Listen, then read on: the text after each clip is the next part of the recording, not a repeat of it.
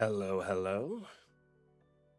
Can we get a quick mic and music check from anyone who happens to be viewing?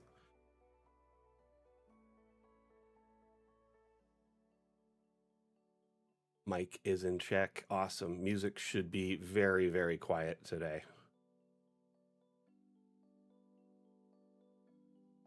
It's actually going into the end of the song, so it's fading out. That's why it's hard to hear. So probably not hearing it much.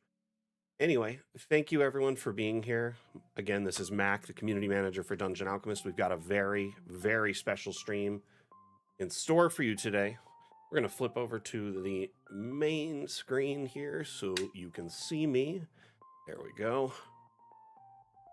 Actually, something else I should be doing before we start is covering today's itinerary. I got ahead of myself, so I'm so excited about today's stream. So, we've got to just briefly cover today's itinerary, and then we'll get into the stream. Not much on the news front, which we'll just cover the news right now, okay? The only news to share at the moment, as most of our team is out of the office on holiday, and there hasn't been a lot of new teasers behind the scenes, we pretty much only major news at the moment is that Dungeon Alchemist is on sale for 20% off for the Steam Winter Sale through January 5th. So there's only a couple more days to take advantage of the sale. If you are eager to get a good deal on Dungeon Alchemist and you've had it in your wish list for a while, or maybe you were looking to gift it to a friend or family member or that fledgling DM you know, now is the time to snag a copy. Anyway, before we move on to the next segment, I'm going to just quickly cover the rest of the itinerary, and then we'll bring Wim up on, because I know you all are very excited to hang out and chat with Wim, the creator of Dungeon Alchemist. So, we covered the winter sale. The next segment, Damn Users, will be an interview with our lead designer and the creator of Dungeon Alchemist, Wim De Hert, from our dev team. After that segment will be the Damn Questions segment, Dungeon Alchemist Q&A. Following that segment will be the Damn Workshop segment, where we will discuss farms and farmland, and how they can be useful for encounters in your games. And then the final segment today is Damn Features, if we have time today, depending on how long the user segment goes, where we will cover the Steam Workshop and all the benefit it can add to your campaigns. So thank you everyone for being here. Have a really, really special show for you today. Stand by here. We'll pull Wim up on the stage and we'll get everything started. Do you see Wim? Say something, Wim, if you could, really quick. Hello, Wim, can you hear me?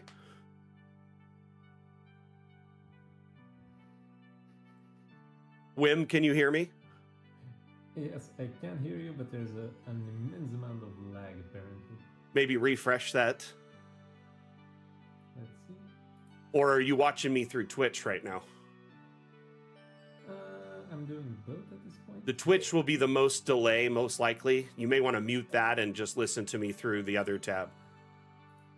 Yep, let's see if that works. Can you hear me all right? I can hear you just fine. I want to make sure they can hear you, though. Okay, I'm apparently about half your volume. Try again. Okay, good try. How's this? Testing, testing. Yep. Works on this end? I'm just getting a few different streams to say something. We'll go from there. And because I always like getting it from their end for sure. And while that's going on, while we're getting some quick last moment checks, I'm just going to make sure all the streams are coming through. I definitely have TikTok. I have Steam. We have... Yep, we are live on all platforms. We're good to go. I just want to say thank you for everyone being here, but I do want to say a big, big, huge thank you to Wim. It's already late where he lives, so I just got to say I appreciate you spending some time with us. And for those of you who don't know who Wim is the creator of Dungeon Alchemist. He's the one who dreamed it up. And, you know, paired up with Carl, and then the two of them did their wizardry and made Dungeon Alchemist. So Wim does a lot of the art, and also does tons of things behind the scenes that you wouldn't even realize, because he's such a monumental and like driving force for this team. So before we get started, again, I just want to say thank you. And also, I just want to invite Wim to, just introduce himself really quickly, share anything he wants to share about himself with you, and then we'll dive into doing some questions. I have a whole bunch of questions from our Discord. And then if you have questions for Wim about Dungeon Alchemist, about his development career, and whatnot, let's try and keep it at least related to his career and Dungeon Alchemist if we could, question-wise. Please start putting them in the various chat feeds now, and I will add them to our list, and then we will ask them in the order they were received, okay? So if your question doesn't get addressed right away, please stick around. We will definitely get to it. Anyway, thank you again, Wim. I'm going to hand it over to you really quick. Oh, thanks for the introduction. I think you've covered most of it. I'm perfectly happy with discussing any obscure other hobby I have as well. So if we're going to diverge too far from Dungeon Alchemist, that's perfectly fine with me. Yeah, as you mentioned, Mac, I'm doing most of the design at this point for Dungeon Alchemist. But that being said, there's a rather spectacular team of 3D artists and illustrators behind me nowadays that are doing most of the heavy lifting. I'm seeing a lot of questions running in as is. Let me go ahead and I'll start with some of the ones that were from yesterday and day before. We're going to get those first. Atlam, before that though, Atlam, yes, please DM them to me as we go. As you create a list, feel free to just start sending them to me. Otherwise though, thank you everyone for being here, and we'll do our best to cover all the questions. And I guess Wim said you could step outside the Dungeon Alchemist box a bit, so I guess, make him regret it. I don't know. We'll see. No, I'm just kidding. Anyway, okay. So first, I've got questions from Discord, and these were from. Let's see here. Let's do one from Low Key first. Okay. So first question. Oh, and Low Key wanted to say something to you. I don't think they're present right now. That's why they left these questions. So first off, thank you, Wim, and the rest of the DA team, for all the hard work you've put in. I love the Kickstarter goals you completed so far. Look forward to the ones still to come. And I'm extremely thankful for the extras that were never promised but delivered anyway. So obvious question one. I don't know if you're ready to share this or not, but we'll find out. When will Fun with Objects Part 2 be released? Well, we're currently aiming for about half year, so mid-year, around August seems plausible as is. So Q2 leaning into Q3. Sorry. So Q2 leaning into Q3. Yeah, I think so. But that is a bit of a guess on my part. It kind of depends on how fast features will be developed, as it always does. I've got this little formula I usually use, and that is taking whatever Carl's best estimate is and adding 3 months, and that usually checks out in the event of the eventual release. So we'll see where we go from there. But I think August is plausible at this point. Okay, August. Interesting. So that's like, and I like your estimation method with Carl. That's some Carl math. What should we? Yeah, do you have a formula name for this? History teaches us it's a rather accurate way of predicting the eventual release. But at this point, we're aiming for April at the latest. Is there anything particular? And I want to just add to this, and I'm sure people are curious. Is there anything right now, feature-wise, that is, maybe causing like hangups or extra time? Not necessarily. We're doing the thing with the full rotational development. So what is taking up time at this point is getting full rotation for all objects in place, and B, fixing the roofs, which is gonna take some time.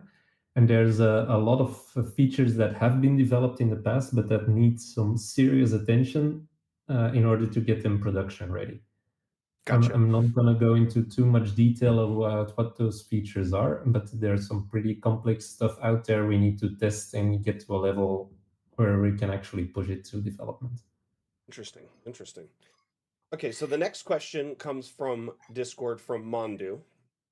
I know Loki had a bunch of questions. Mondu had a bunch. I'm going to do one from each of them and go down the list, and then we'll go to the chat, and then we'll keep going through the list. Anyway, so Mondu says, echoing what many say, thank you for the rest of the team for not only creating this amazing piece of software, but for making a space where the community could grow and be together. First question, what is your favorite feature that's coming up with Fun with Objects Part 2? I think it's gonna be the full rotation thing. I've sent you some images earlier, Mac, Stand by. where I'm kind of showcasing the fun Some to of be the had in that craziness. particular feature.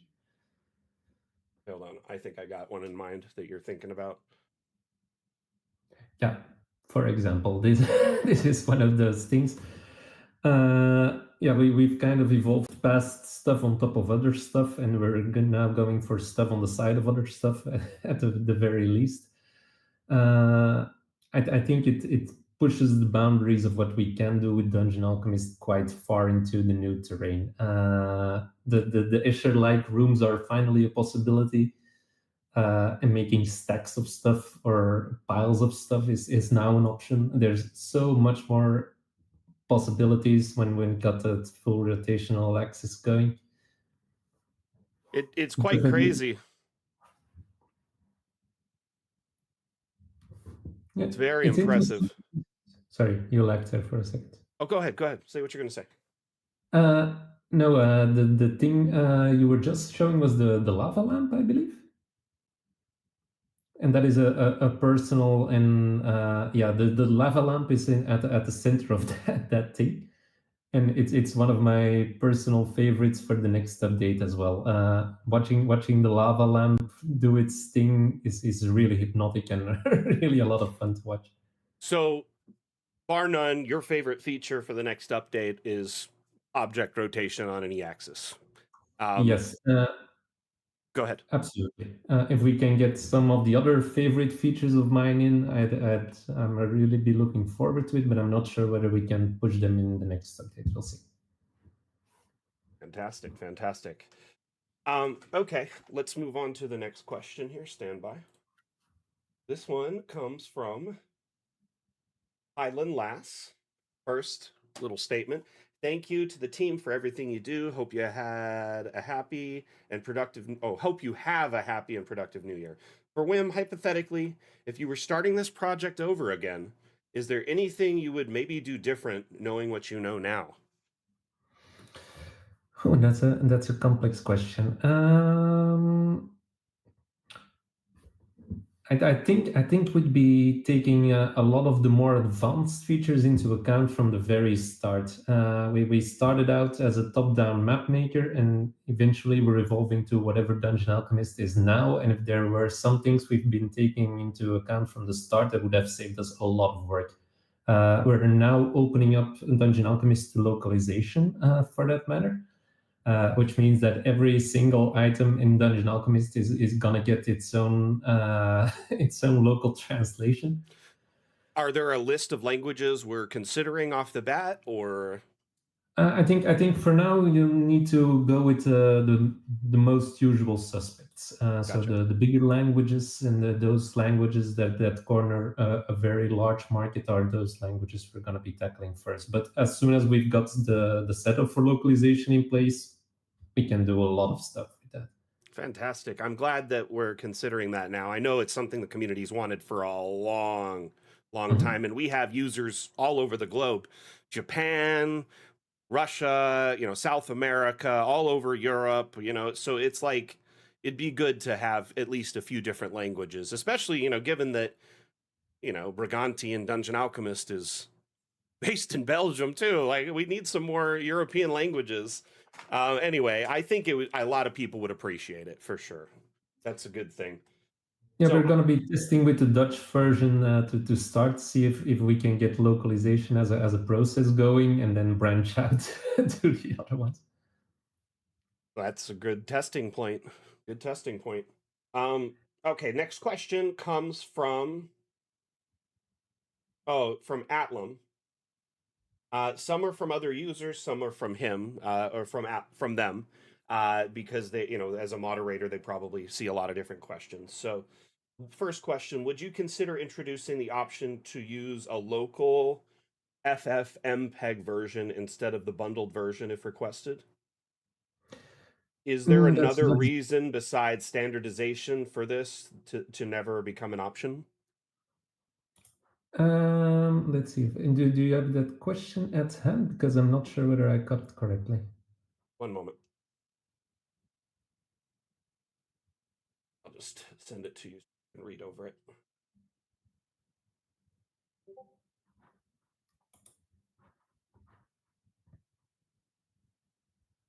Okay. Well, that's really a question for Carl whether he sees that as a viable option. I do believe Carl is going to be attending the stream at one point in the near future as well, and I think that is a question we ought to pass over to him.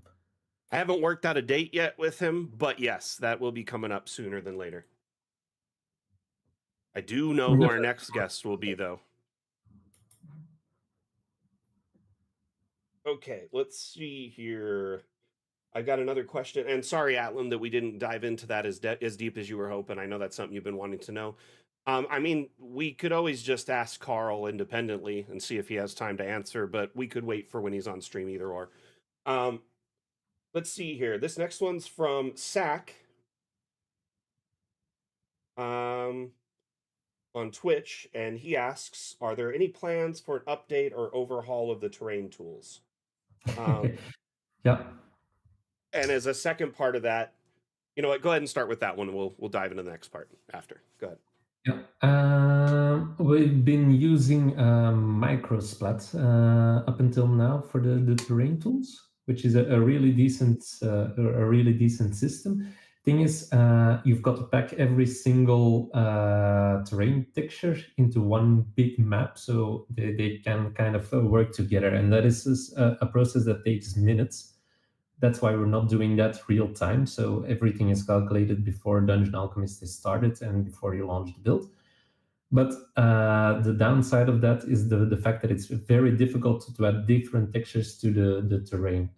Something that's been coming up with me and Karel over the last couple of months is kind of writing out our own system or building upon the microsplat concept, which is basically a bit of a closed box at this point. So we might rewrite or we might expand on the system. We'll have to see where that goes. But the first thing I'm going to be pushing for is the option to have more textures within the same biomes and terrains. I know that's something people have been asking for quite a long time. So that is definitely on my list of to-do things in the near future. And then the next one I'm wanting to have a look at is the terrain brushes themselves. We've been looking for a way to implement a roughen terrain brush, so the terrain loses a bit of its styling functionality, which is kind of an eyesore at this point, and we Gotcha. can add some slight height differences over a longer area. So it'll break up the repetitiveness. Yes, but more than that, because the microsplat thing works with height features. Each texture interacts differently with another texture. So if you've got a rocky terrain with crevices, the height texture of that rock determines how much moss is going to show through or how much sand. I have noticed It some all depends on textures overpower others. Yeah, absolutely. And then there's a height feature to the textures as well, which kind of shows up when you generate a terrain with mountains. Different textures are gonna generate at different heights. That's a bit of the thing with Microsplat. Gotcha. So this is something that's currently more in the discussion phase, or is it an active development currently?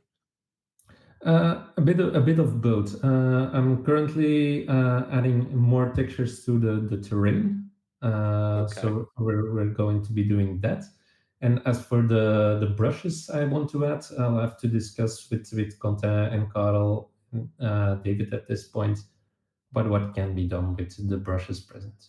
Is there any consideration for like different shapes than circular, like a square brush or a line or something like that? Is, it, is there a demand for a different sized brush? Different shapes for sure. Um, Basically, circular is nice, but sometimes you want a hard edge. So Mhm. you may want a square brush that makes a square shape, or a line that maybe you want to do tracks in the ground, so you do lines for like the tracks. So a lot of times people will have to make the brush really small and do lots of micro like adjustments and drops to get exactly what they're after, because we only have the one shape of brush. Mm, you were talking about tracks and the square brush. How do you see that? So. So like right now, let's say, let me give you an example on an easy on a map that's more visualized for this. I'm going to generate a snow biome without snow weather. I do no water.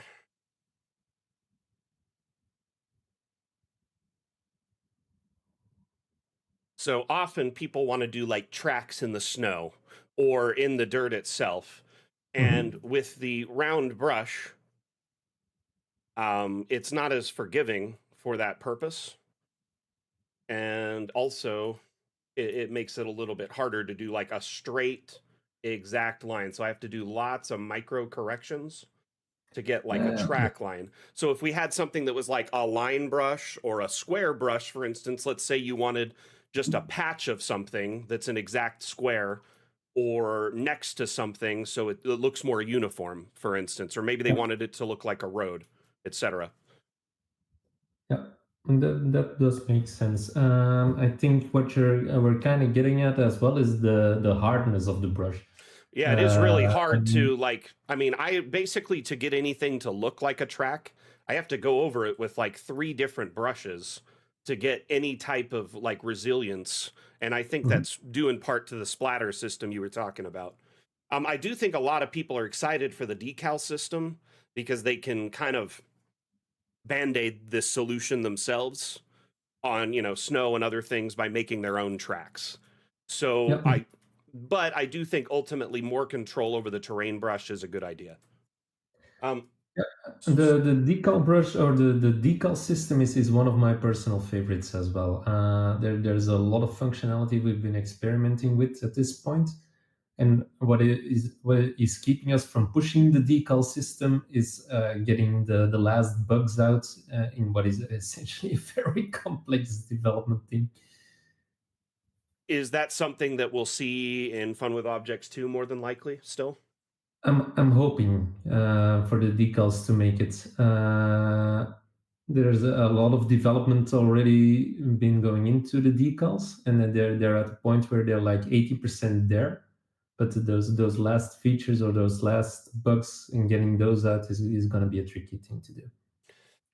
I have all the faith in the world in the team. Y'all are magicians sometimes, come up with good, so awesome solutions. So, okay, one moment here. We've got a question from Rev on Twitch. What are the hopeful ideal future growth plans for DA Briganti as a company? Well, as Briganti and as a company, and I think we're really happy with where we are at this point in time. We've been confronted with the exponential growth thing from the start as a company, and I think there was an option to go larger, hire more people, make for a larger company. But I'm a bit of a lean and mean fan myself, and I don't want to branch out to too large a company if it keeps us from doing those things we love to do and getting the product to the state where we want it to be. So I don't think we're going to be growing much. But that being said, I do think we're headed for a lot of more fun with Dungeon Alchemist and potential upcoming projects, but we'll cross that bridge when we get there. There is a lot of things being discussed, but as we always said, we're always gonna deliver on those promised things first before branching out into something else. But Okay. Fantastic there. Next question. Inani asks from Mhm. Twitch. Will we get a toggle for snow on items in the next update? The snow thing. The Once snow again, there is a toggle, I would tell you this. I get Mhm. almost weekly snow toggle, locking objects, and transparent layers above the first level is something that I get hit with constantly. And it's like I just know it's not something that's in the immediate purview, So it's like, yeah, we'll get there when we get there, kind of a thing. But definitely, I think if you could address those elephants, I think a lot of people would be very curious to know what your yeah, thoughts are on them. the I snow know you and I shader have is talked about kind the of like snow and the lock a couple of times and your yeah. thoughts on it, but I would sure they would love to hear your input on it as well. No, the snow thing is kind of the bane of existence of Carl. It's a different shader. Every single update we've pushed since the snow update is one where the snow is actively breaking nearly everything in Dungeon Alchemist. So half the testing phase usually goes to making snow work again with whatever feature we've been implementing. Can I share something Uh, with you really quickly? So yeah, while we've got this up, I put snow on snow weather on this map so people can mhm. kind of understand what we're talking about. So a lot of people want the ability to strategically pick which items have snow because some are more likely to have melt, some are more likely to not. Yeah. And I think one thing that has been brought up as SAC discovered this some time ago, that ice flows, when you place an object on them, they no longer have snow on them. This behavior is really all they want, is to replicate this behavior Mhm. on objects. And I'm wondering, why is it the flows don't get snow, and why do they cause this? And is it something we can replicate on any object if the end user wanted to? That is a really interesting thing to see, though, and I'm kind of wondering why that is. Some objects just The, simply do not allow snow on them. Most of them are snow based, like ice, and you know what I mean? So, one thing I'm gonna bring up for the ice thing, we kind of did some ungodly things with shaders for the ice. Um, well, basically, what we did, or what I forced Kenny to do at that point, was for a regular 3D object, there's an angle to the normal map, and an angle to the normal to the poly. And basically, what I asked Kenny to do was change that normal angle for the poly itself. So it's a rather odd shader that has a parallax effect to it. If you move the camera a bit, you can see the yeah, I can ice see that. slightly shifting below, and that is not expected behavior on a 3D asset. And I'm kind of guessing that shader is pushing the snow shader or the snow coverage from the object above. Because it's stacked on it, there's a dependency of some sort. And Yeah. it's funny, though. I'm just letting you know, though, that's ultimately what a lot of our community wants when they're asking for this, is the ability to turn snow off of certain objects strategically. I Yeah. once suggested like a snowflake, icon, so they could just click it. And then if they did it on one object, they could also use copy object properties to paste it to hundreds of objects simultaneously. So like the whole area could be devoid of snow if they wanted. That being Mhm. said, I understand that with the decal brush, we'll also get the option to put snow on things more strategically and not be reliant on snow weather 100%. So I think the decal brush might be the solution in a lot of ways that people are looking for. But also, I do think it would be nice in a fully engulfed map to remove a handful of objects here and there from the fray that are somewhat melted. You know what I mean? Yeah. Like this cow having snow on it is kind of funny. Like I guess if it was a rough night, it might, but you get what I'm saying. Anyway, anti-snow toggle. Yes, it de-winterizes it. Anyway, that is a good You question though, Anani. I really appreciate you bringing it up because honestly, like it is definitely brought up a lot. So, Wim, what do you think? Is that something that could be done, or is it just too difficult to make happen potentially? Well, if the ice flows can do it, I don't see why we shouldn't be able to push it on other objects as well. Kind of linking the behavior somehow. Yeah, and You I know, think I it's think that often might be. bugs that end up being the solution to problems, I've noticed. Yeah, Like, Carl is gonna love that part. got a quick positive comment from Shlomo in chat. Hi, Wim. Thank you for the great program. Well, you're very welcome. Well, to be honest, one of the greatest things that's come out of the entire Dungeon Alchemist project is the people that are joining in on the Discord. I'm not sure how many people are on the Discord at this point, but I'd we've built wager quite a a community large here. portion of our audiences, but moderators, if you could share the Discord link. Our Discord is kind of the greatest amalgamation of our community. And it's also kind of a 24-hour community. It's a great place to bounce ideas off of other GMs, share memes, talk with community members about your maps and assets you might be sharing. There's contests, upcoming stream, event information, and also the devs, myself, the artists, the mods will chime in and answer questions and communicate with you rather regularly. The last and most important part is you can get support through our support or question forum, 24 hours a day if you're needing guidance. Yeah, and there's one thing I'd like to say as well. In game development, it's very hard and very rare to find a community of actual non-toxic, warming, and welcoming people. So we're very grateful for the fact that up until now, everyone's been behaving really splendidly, and there's a lot of really, really nice people on there. We very, very rarely have any community issues, and we do our best on the streams and in our community initiatives to cultivate a positive community attitude and space for all. So, I'm glad that you also, appreciate our community the way I do. They're the best. They're absolutely amazing. Let's see here. I got another question here from Random Ladybird on Twitch. Levels made so much difference to our builds. The look has transformed. Are you guys working on guttering for the roofs? I know you mentioned earlier fixing the roofs. I'm assuming maybe allowing for more roof shaping or more logic roof shaping is on the menu. Yeah, that is on the menu, and I've been talking to Highland Lass as well, and to Carl for that matter.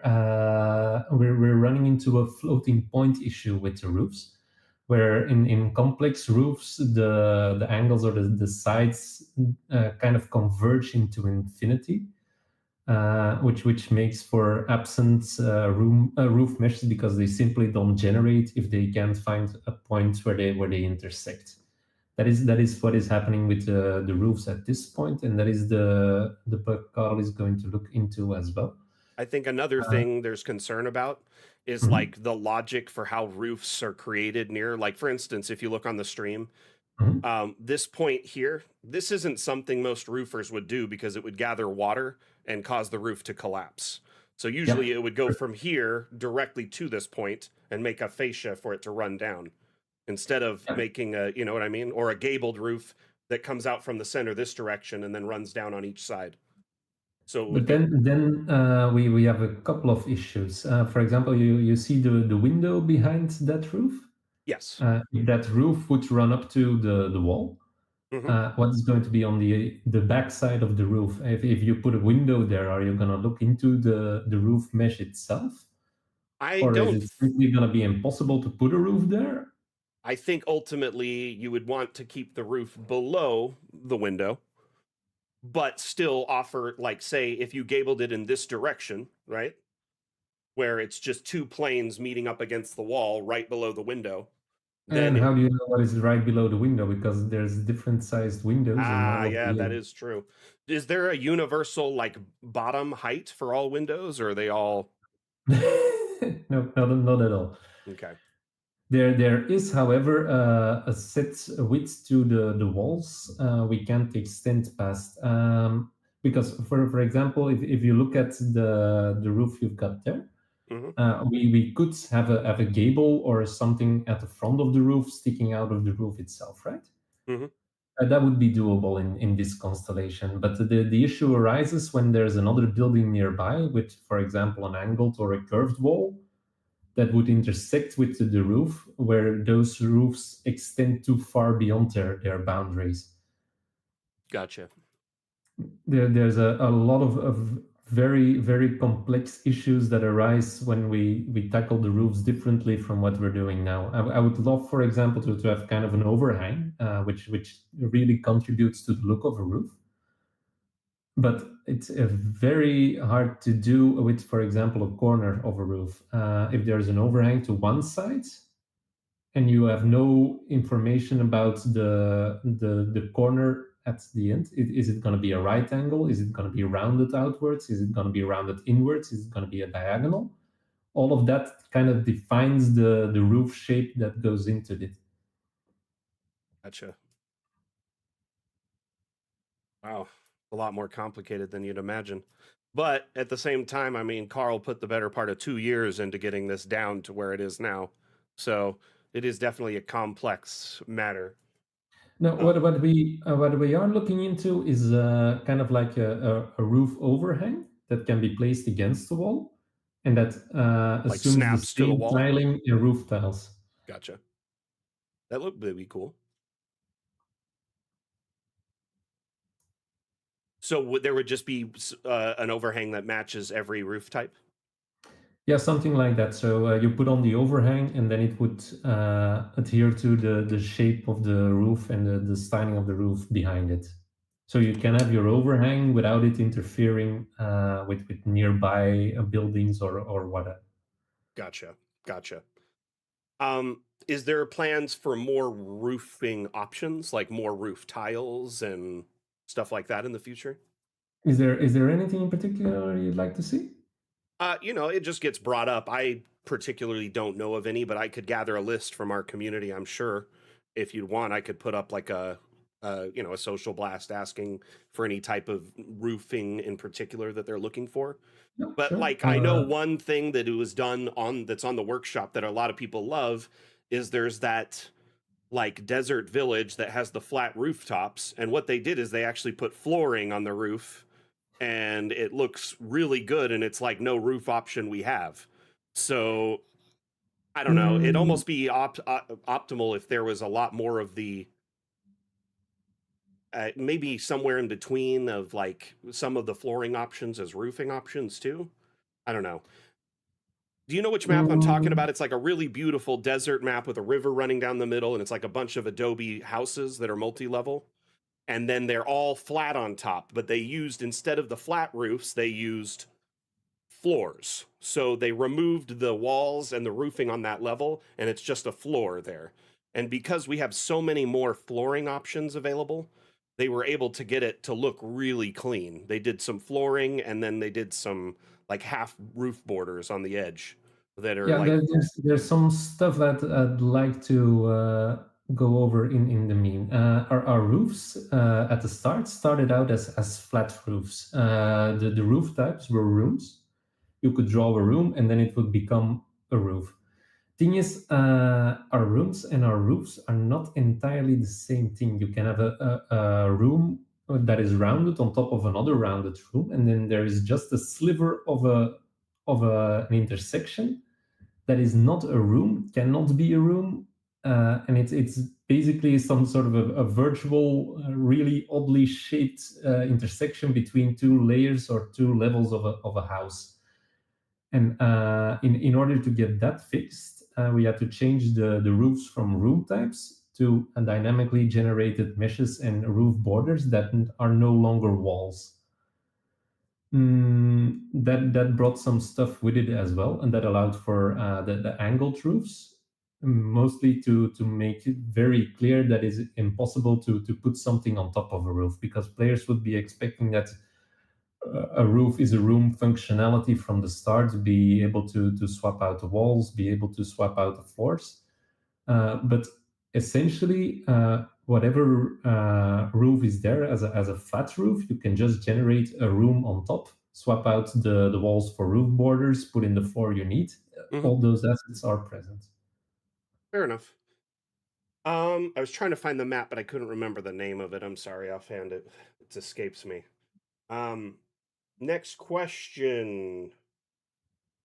Let's see here. This one's from Silk on YouTube. Mhm. And it's why don't you guys spend a bit more time and money on marketing via social media? There's loads of content creators with an audience that perfectly fit your potential customers. It's funny because we're actively working on that in the background right now. Yeah, but that being said, our social media is something I'm gonna be focusing on in the first part of this year. We've been going through some iterations social media wise over the last years, and this is something that is on my agenda as well. Fantastic. And yeah, Excited for that's changes. something we're gonna be talking about in the near future as well, right, Mike? For sure. Well, that and also there's on the horizon the Dungeon Alchemist Academy and stuff like that too. Yeah. Really excited for that stuff.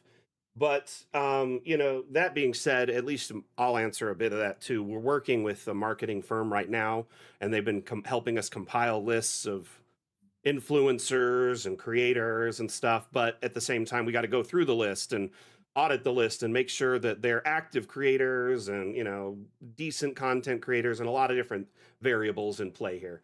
But yes, there will be a little bit more marketing in the near future and a little bit more activity on our social media in the coming year. Anyway, let's see here. Next question. Sack asks, Wim, can you tell us a bit about the game you made before DA? That kind of depends on the audience of this stream. What age are we talking about broadly? It's a family friendly stream. I do remember you Nice. told me, wasn't there a worm game or something you made at one point? What was that game?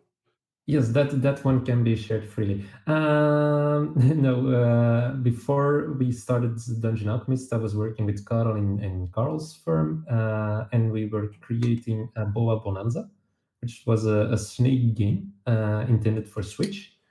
Boa Bonanza had some really fun gameplay and some really fun graphics as well. But that project got kind of abandoned when we started Dungeon Alchemist because we had no time left to do Boa Bonanza at that point. And that being said, boabonanza.com might still be online. Let's see. You should be able to share the link in Twitch, and then our moderators can disseminate that through all the different I chats. think we took them offline, but I'll happily share some screenshots over Discord and over the other streams when I come around to it. Fair And enough. the personal game I've been creating was a bit of a roguelite point and click adventure game. I'm not going to go too far into detail because, well, family friendly stream and whatnot. But the name of that one is Ponderabilia, and if anyone wants to go and check it out, it can still be found online for free. So let's see here.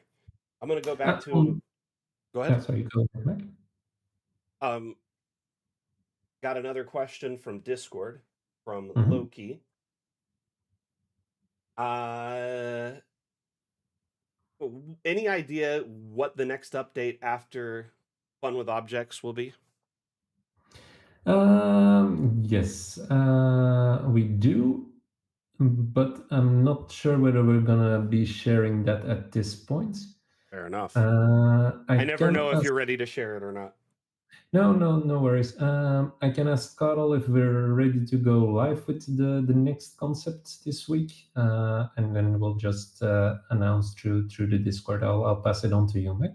Cool. So since that one we didn't necessarily get an answer per se, I'm going to let him do another question here because he had a list of them. I wasn't sure Mhm. I'd get through them.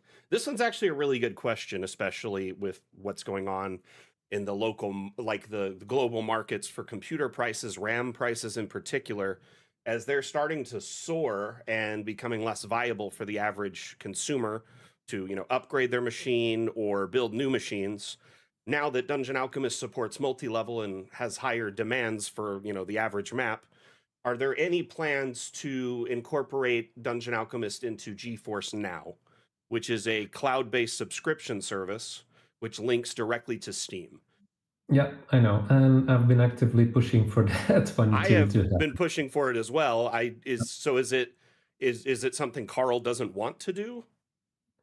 I think he simply hasn't gotten around to looking into it at this point. From my But understanding, I it don't think it's literally, first.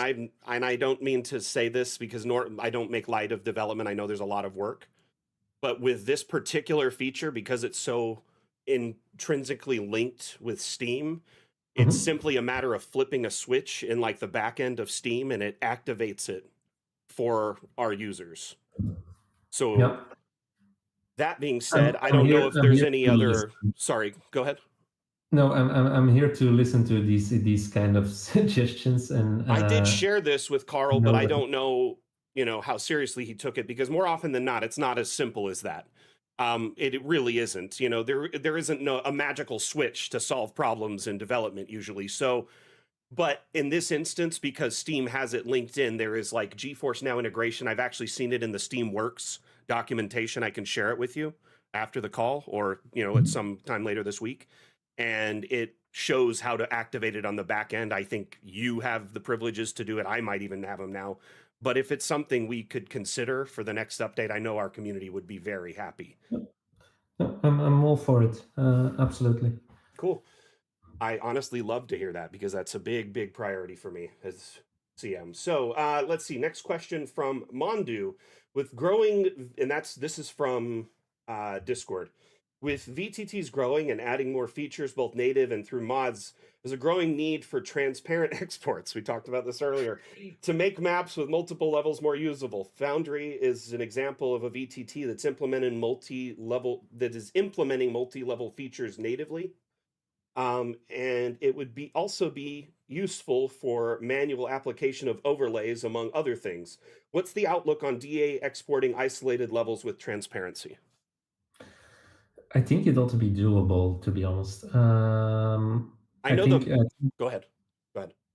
no, I think we ought to be.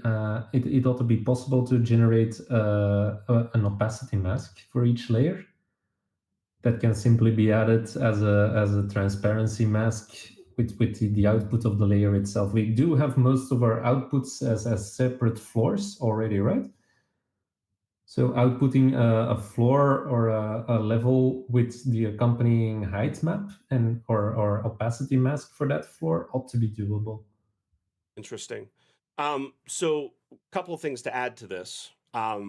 Just a couple weeks ago, a member of our community shared a Git repository of a script they put together that automatically like deletes everything using the JSON data outside of Mhm. buildings. I shared it with Carl, just letting the community know this. He found Yeah. it very intriguing, and he knows there's an interest in transparency above the first level simply because stacking those in levels is much more fluid when they're not solid images. If there's Yeah. transparency, it's layers and it's much more fluid. So essentially, we understand why you want this. The two main concerns I think was PNG isn't a very viable format because once you get into massive maps, it Yeah. makes the file size ridiculous. So I've been big pushing for WebP because all the major virtual tabletops use it, as far as I'm aware. So anyway, it's something that is definitely being discussed, and I'm glad that you are interested in it as well. So thank you. Well, if we can have an output of the opacity mask, I see little reason not to be able to just combine the two of them and have the exports be transparent at the places where they need to be transparent. I do think, and this should be like optional too, because some people still like the solid exports. So Mhm. maybe like a checkbox to say, hey, you want transparent for this export batch or whatever. Anyway, something to consider. Let's see here. Next question. Hold on.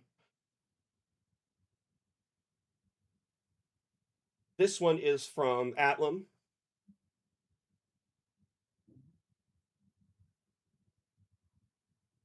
What is the reason changing height in negative levels underground isn't possible? I'm not sure I follow this question. Changing height at negative levels. I think Because you can change I'm object height in there, so it's not object related. is it the foundations we're talking about? It might We be the can't raise. buildings. Can you raise and lower buildings in underground? I don't think you can. I think that might be the issue at hand, or what is being talked about. We can't move a room up or down before placing if the room is created underground. That's it. That's the concern. Yeah. Okay. Well, thing is, well, as you are aware, when you put a room underground, it's gonna affect the terrain, and affecting that terrain, which is basically like a very thin layer of mesh between two different levels, the above ground and the below ground.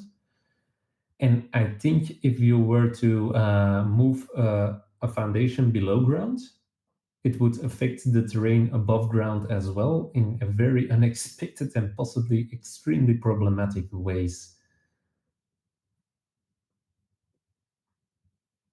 Man. That sounds so complex. I barely followed it. Oh, I was lost there. well, but basically, whenever there's an underground layer, each layer is rendered simultaneously because you have to be able to look through the floor to the crypt below, and that is doable. But if you're now raising a foundation above ground, it's gonna drag the terrain along with it, and the terrain gets kind of melted to the floor, right? That's what Gotcha. happens in the overworld.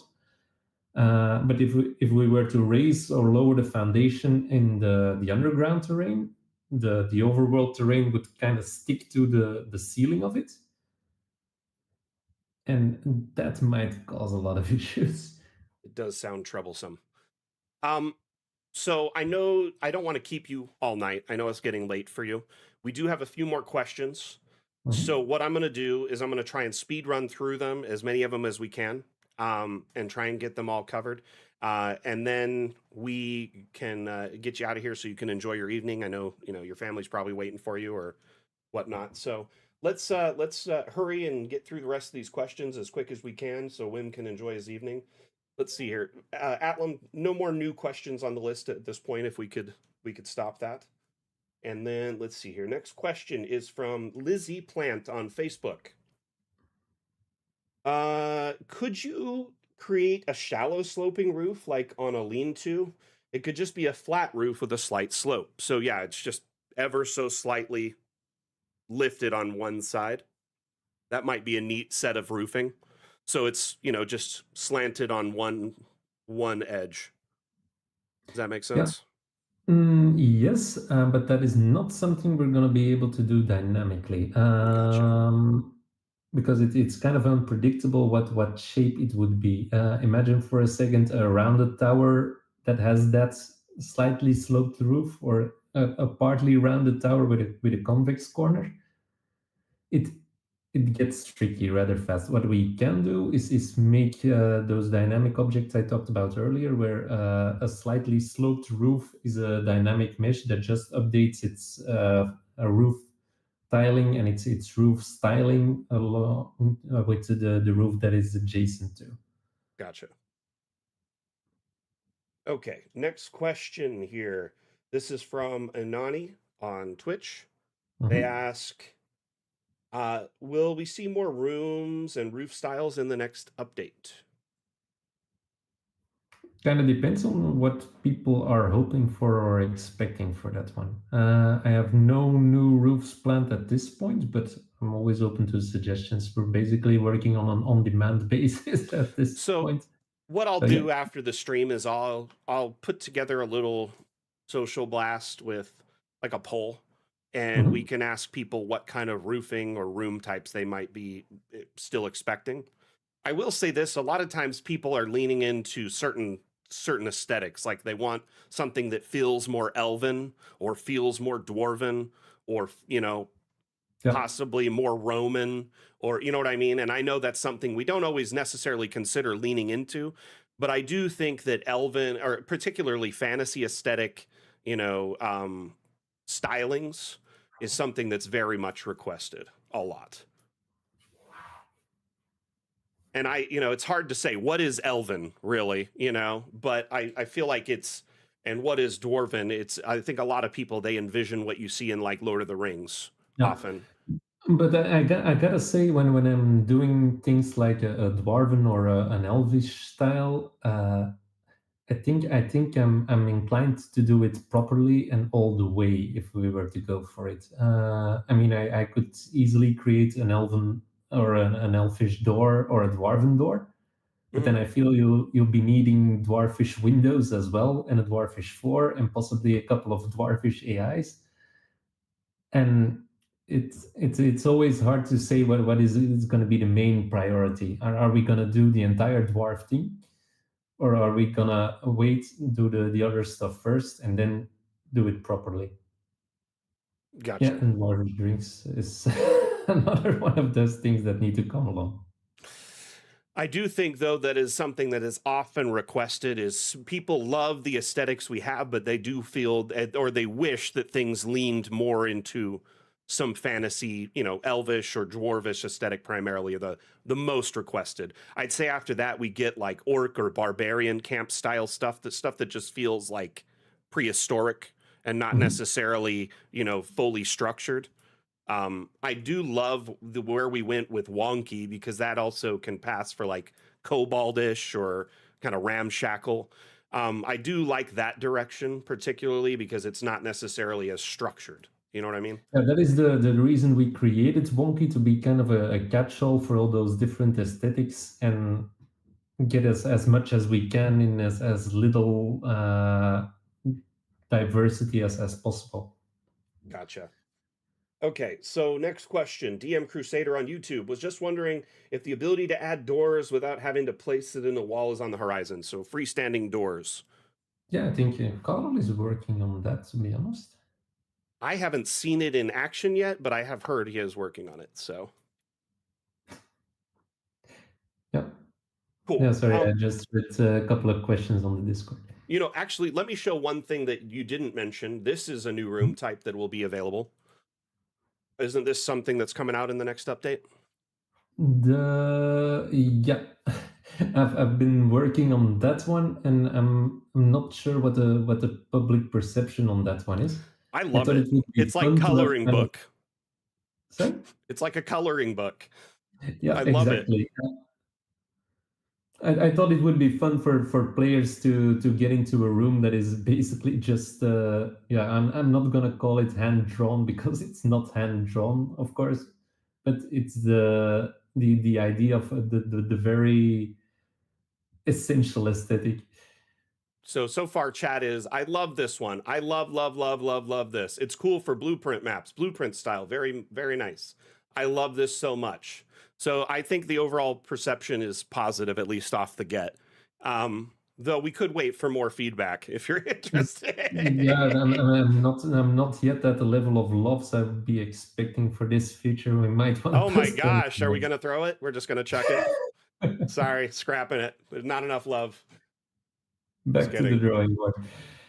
Let me show a couple other things that you shared with me in the background that I think that people might be interested to see. So, oops. This gramophone. Oops, did I close the wrong one? Darn it. I'm sorry. There it is. I find this such a neat new object. Does it play any music? There is one sound in Dungeon Alchemist. I'm not sure whether we're gonna be Oh, branching out. people already know about it. It's been found. Yeah. Are you talking about the target? Sorry? Yeah.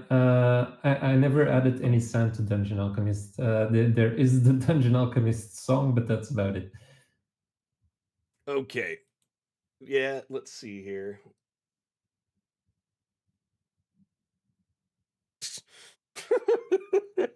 Yeah. It's a wide set. Yeah, what I'm trying to do now is we have different options for the custom text objects. We have a couple of different fonts, then a couple of different textures, and then a size for the font on top. We're bringing those options down to just having one font and different colored textures, but different assets will have different fonts attached to them.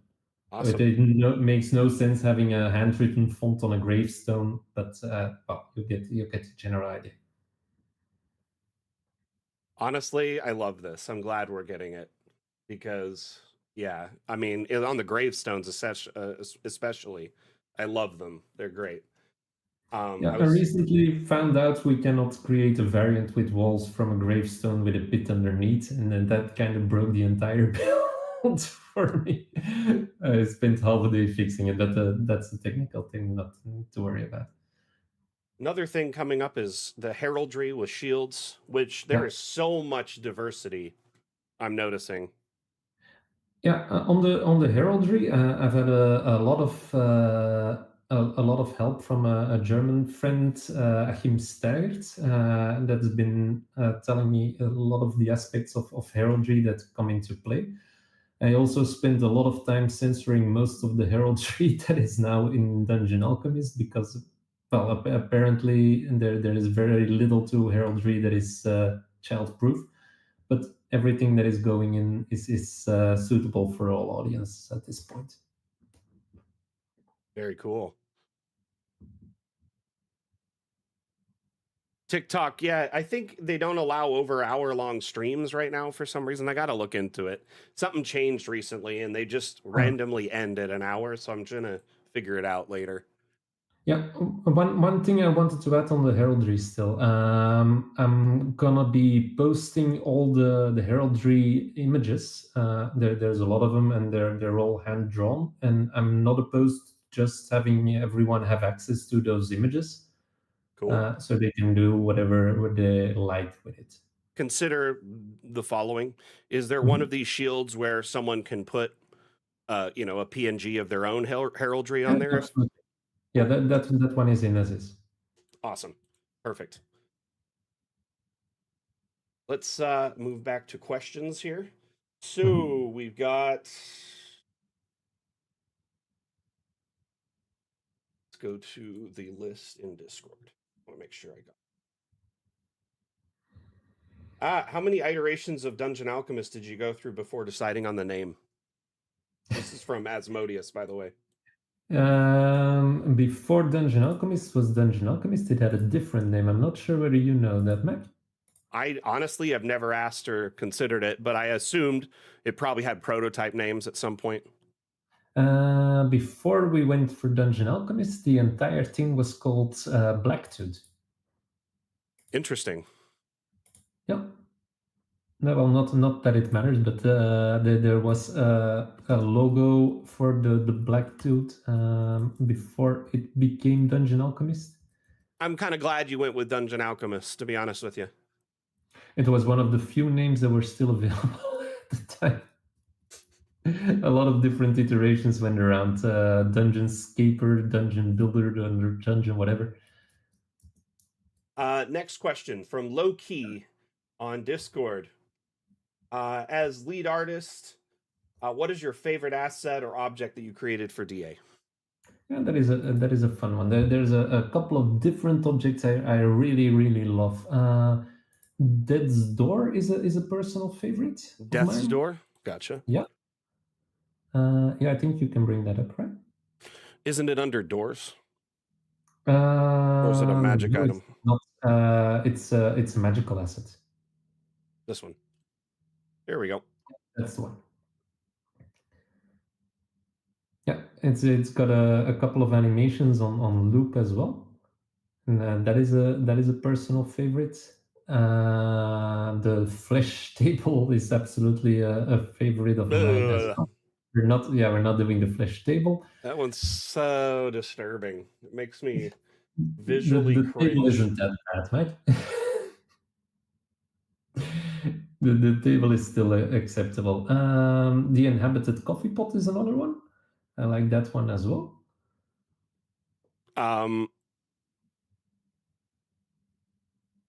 There we go. Aren't we getting in a pumpkin like this in the next update? Yep, there's a pumpkin that can be lived in as well for the next update. So that I one think is you still gave me a coming. clip for that. Stand by. I think so.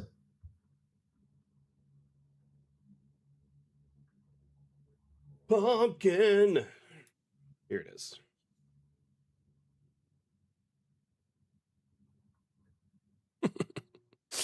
I like the jack-o'-lantern eyes as windows on the other side. I love that one as well. And there's a lot of really fun stuff in it. I absolutely like. Let's see the iron. Yeah, that one is a fun one coming up as well. I don't think we shown this one to the community yet. I'm not sure. I thought it was shared on our social media last week, so Really. I love how like modular it is. Yeah, that is a really fun one as well. And the wandering hut is definitely one of those assets that is basically an entire encounter in itself as well. I'm wondering whether many people are using the wandering hut. You know, I get people asking about it from time to time. People always ask us how to build like a floating house or a Baba Yaga hut, and I always go, you know, we basically have one already. Just built right that into that is the easiest encounter that can be created. Just a forest map and the wandering hut, and you're good to go. Gives off like Howl's Wandering, you know, Moving Castle or, you know, a Baba Yaga hut Yeah, vibes. Very cool. Yeah, but most of the magic stuff are real personal favorites as well. There's so many fun items in the magic thing.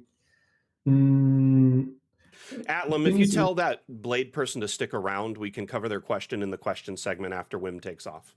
That's more of a support question inquiry than one for the devs. So I'll cover it after Wim's done for the night. Sorry, Wim. Just Atlam was talking to someone in chat. I wanted to cover it really quick. No, that's fine. I saw someone mentioning Eliza, and Eliza is one of those characters that made it from the previous game as well. The original Eliza was in Ponderabilia at the time. Oh, here's another question from Loki.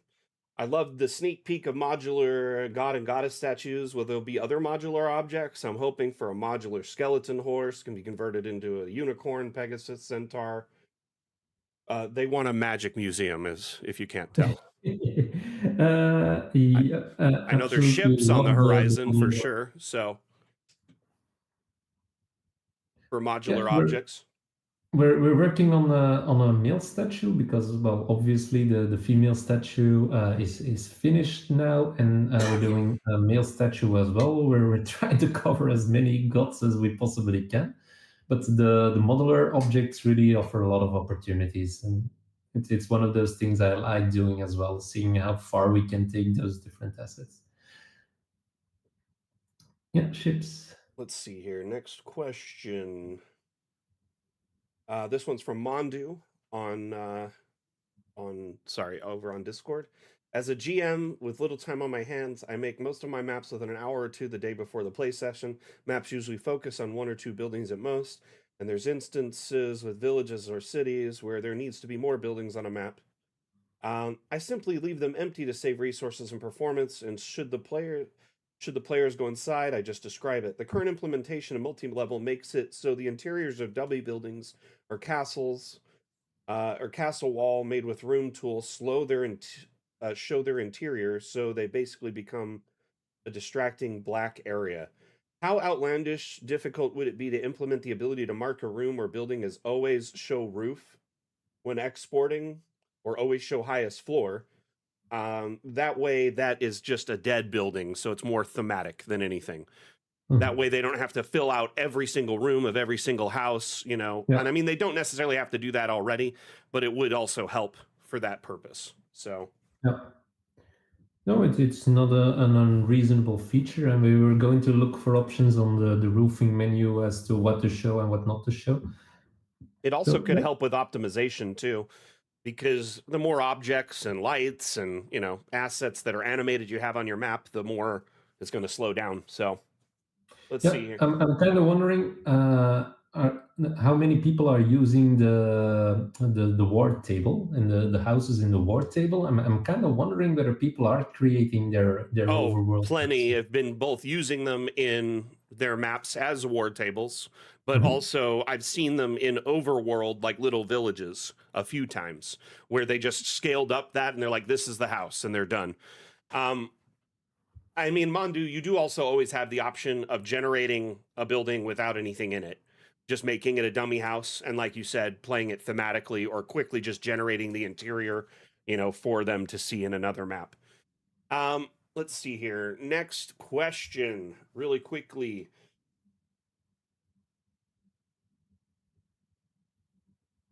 When syncing local assets with a Hero Forge user's Hero Forge library, by the way, this question's from Atlam. Is there a way to not have the entire download fail if one asset fails? This might be a question more for Carl, but I will just ask you just in case. As is currently the case. Sorry, Carl go. might be able to address, but it might be a Hero Forge thing as well. I'm not entirely sure.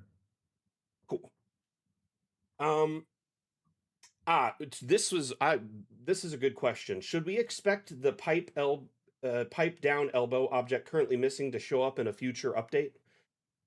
Or will object rotation simply eliminate the need for that? Because we won't need to have an object in every, direction anymore. The pipe down. So all the new pipe fittings we have that like intersect with each other. I have another thing to bring up with that while you're here, but there is one particular pipe fitting that is missing a direction that we overlooked. Let's see here. It is. Are we talking about the little ones, right? Atlam? Yeah, I suppose so. I believe it's a downward elbow going like this that we don't have. One moment. No, there's one. Right there. Which elbow are you looking for? Atlam, sorry, I just want to make sure here. Pipe down elbow. Well, that one's a down elbow. Is it not?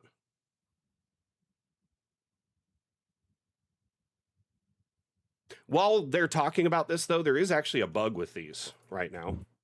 And it was brought up during testing before we launched. But some of the pipes, they don't necessarily fit onto each other. It's weird. Hold on. They'll be separated from each other just ever so slightly. If I zoom in here, you can see there's a gap between them. Oh, no, it's not doing it. There's been a weird bug that a lot of people have been reporting of people saying they're offset from each other. Stand by. I know there are some hot fixes that have gone out since. It's very possible it's been solved. Whether it's been solved, I think Quentin might have looked into that one. You know what? It looks like enlarge. Oh, okay, that's what it is. Stand by. Let me just delete some of this.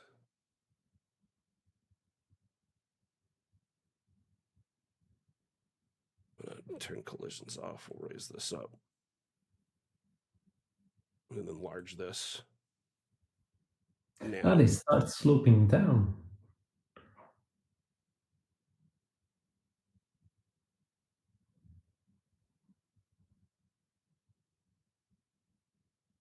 See this? There's an ever slight raise between them. So they're not matched up anymore. And this only happens in certain instances, but they'll start offsetting from each other like a little bit, like a couple millimeters. Yeah, I'm gonna screen cap that one, and I know what to bring up during the stand-up on Monday.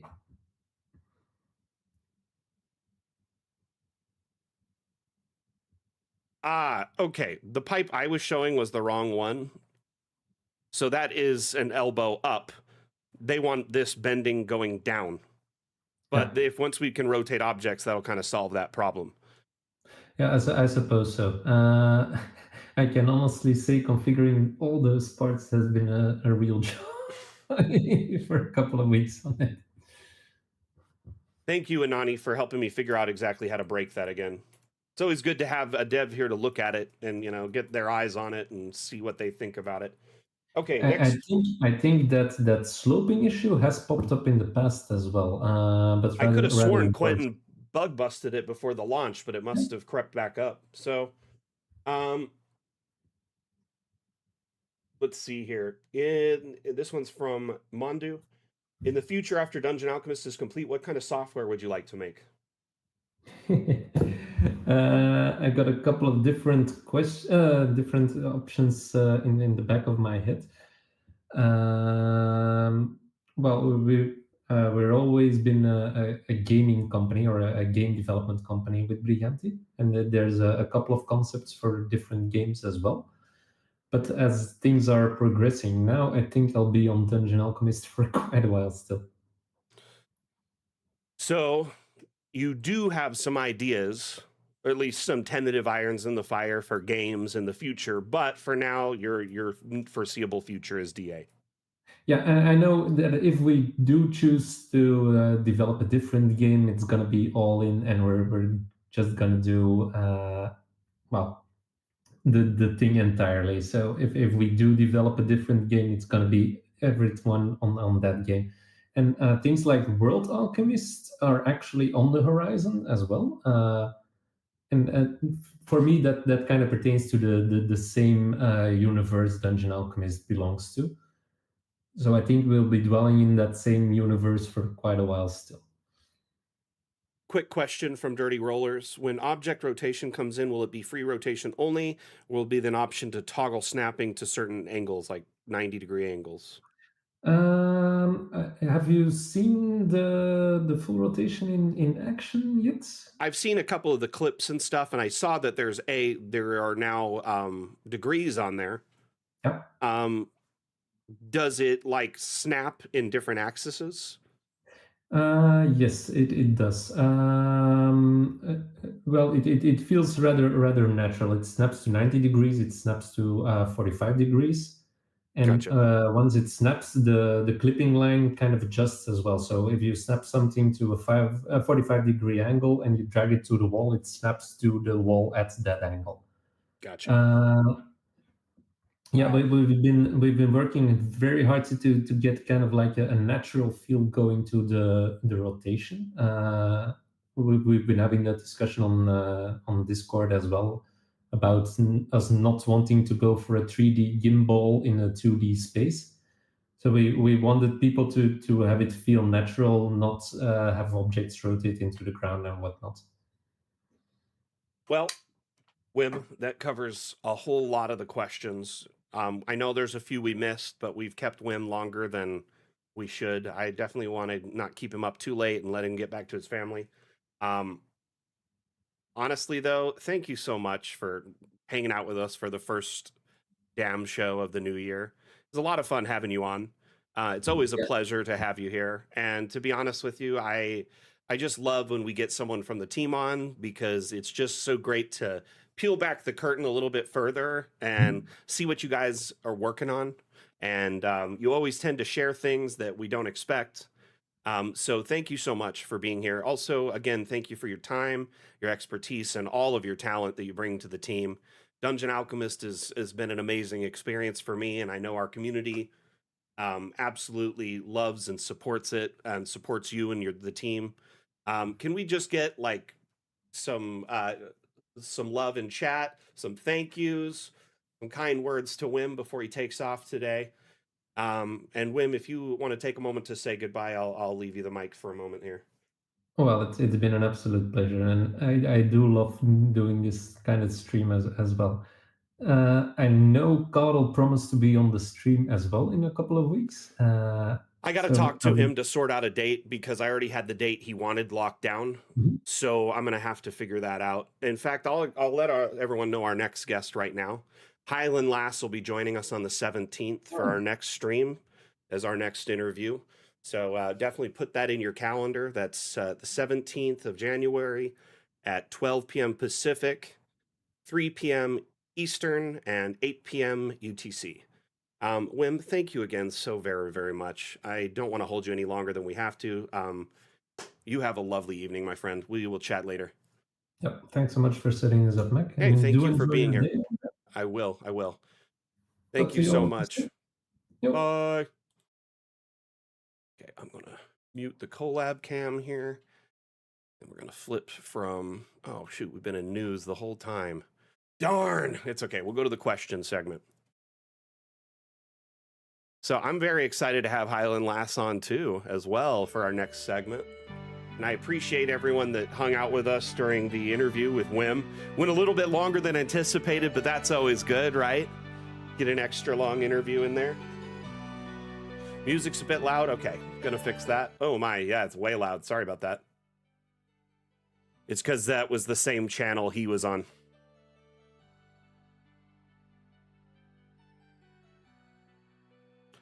Sorry about that.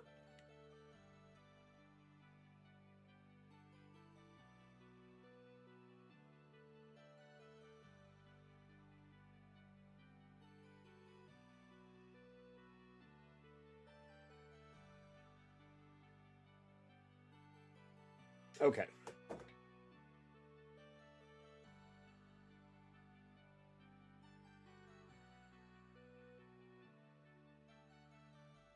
Yeah, let's dive into the question segment because I know we had some questions coming in related to Dungeon Alchemist while we had Wim here. Oh goodness. I'm gonna just generate a forest map so we can generate us some walls. Or like a city or a castle or whatever. Excuse me.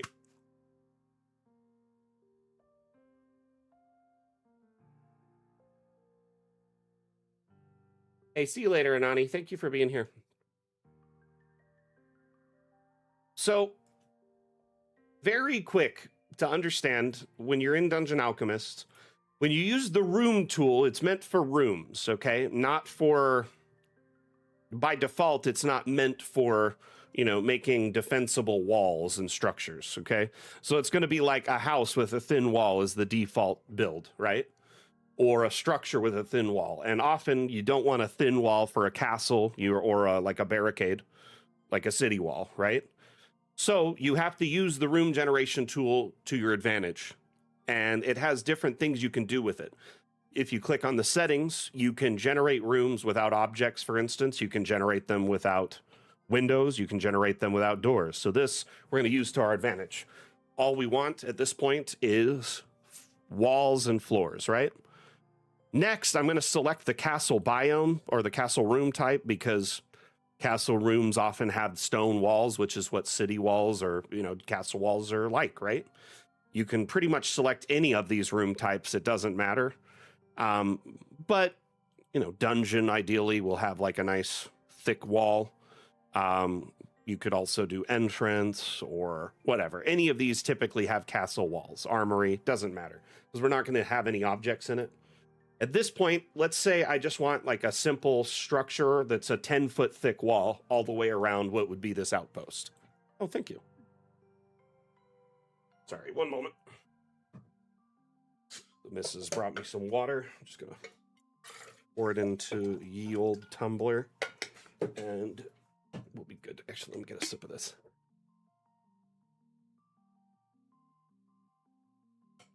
Okay. So, I'm going to use this room generation tool to make a wall around what would be like the, city, fort, whatever, village.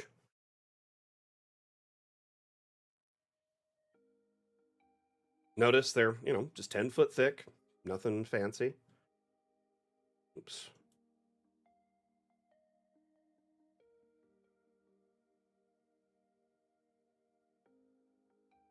I'm going to connect these here.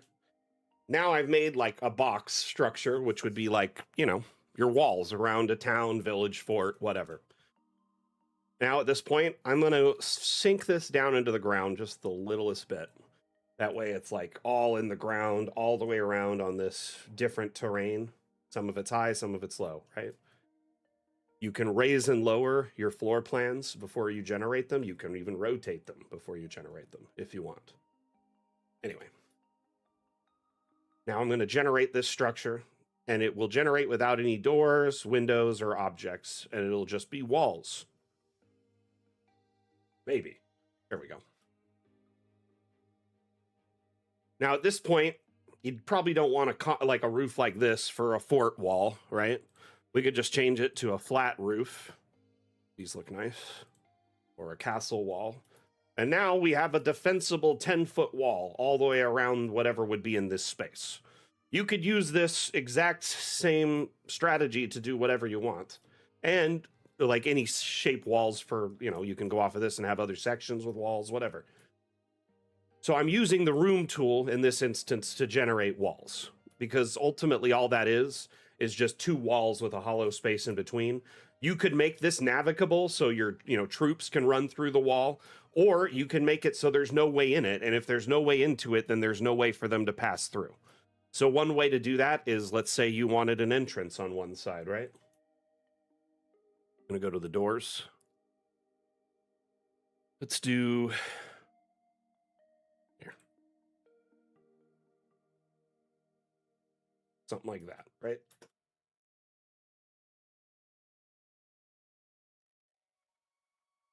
And then you can seal this off on the inside where your players might be able to go by adding walls. And we're going to make sure it's a stone wall. Let's just grab these really quick.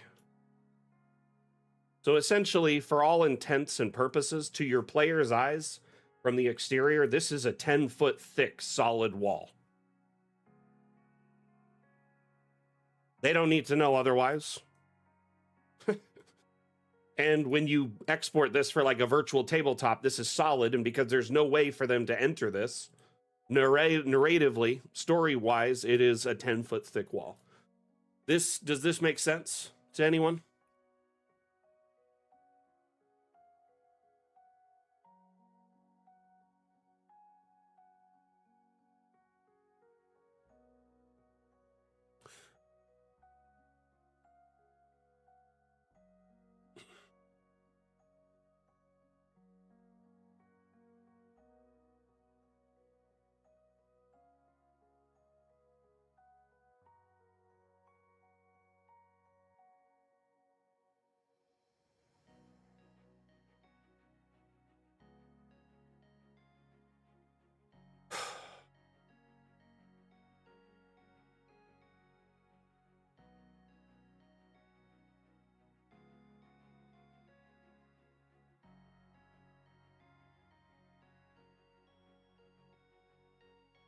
This is like the most simple explanation for this, but I mean, you could really go to town with this shaping, because the room tool allows you to make like rounded corners, right? So you could round out the edges here.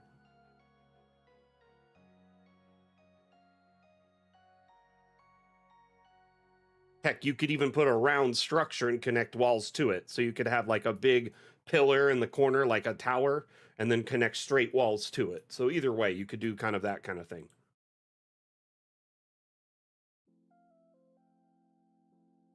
Or we could even just add a rounded room on the top of this, right? In this corner now. Make it rounded here. Rounded there. We can generate that. Weird that it broke the floor there. But anyway, you get the idea.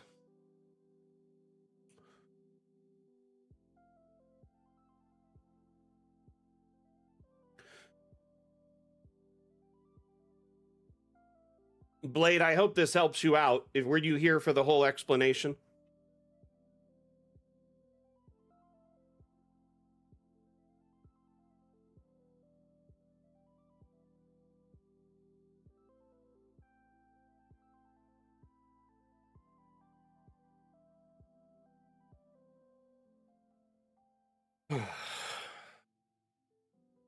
Okay. I do have some community questions from Discord, so we'll dive into those.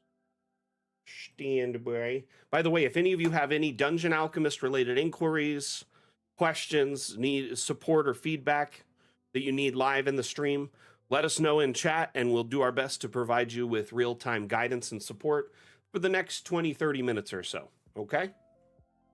So really quick question here. These are from Mondu. Question for Mac. What's your favorite feature that's coming with Fun with Objects Part 2? I'm definitely excited for the decal tool. I'd say that's something I'm most excited to if it makes it still. At this point, though, I'm a little nervous after what Wim said. Y'all see, though, like they found a big bug in it and they're trying to sort it out. So we'll see.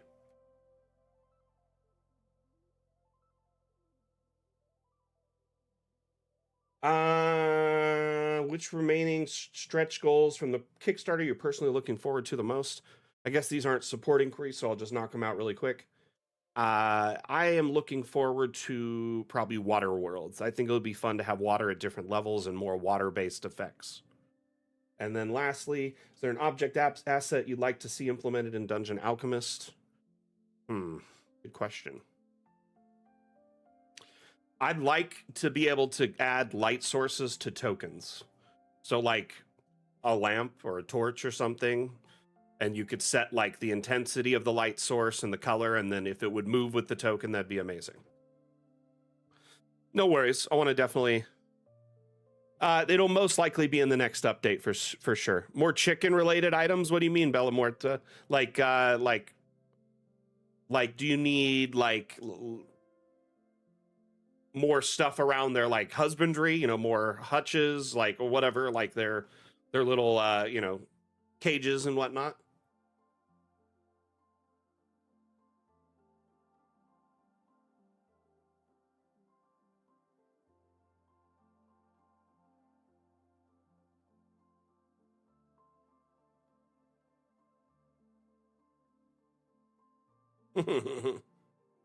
Honestly, at this point, you really can't raise a door on one end of a room unless it's raised up a whole room level.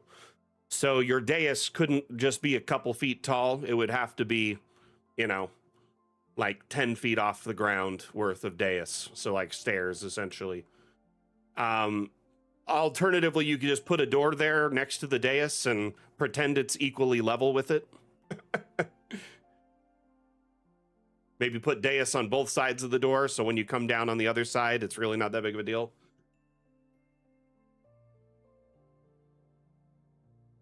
Yeah, an abstract object could work. So you could take, or like a door from the workshop, because they're objects when they're from the workshop, so they're not stuck to the wall at a fixed location. So any of the doors from the workshop, you could raise them up.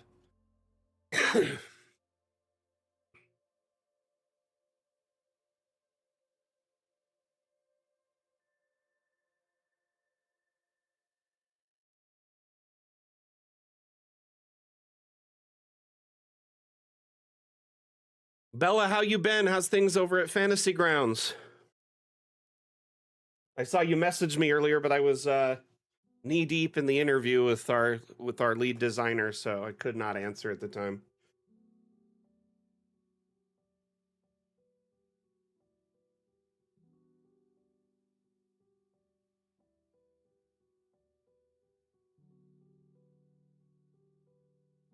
Nice. Very cool. Glad to hear it.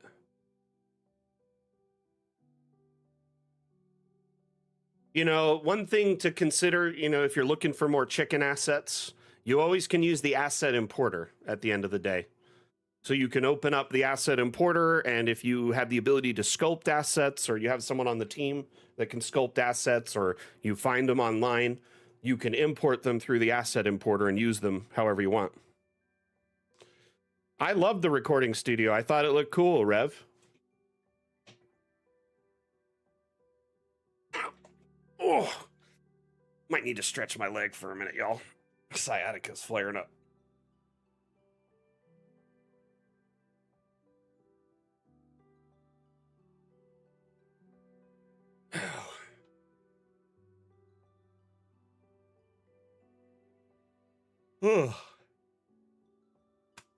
So with this tool, you can import 3D models of any kind that you want. So custom chickens, chicken tokens, whatever.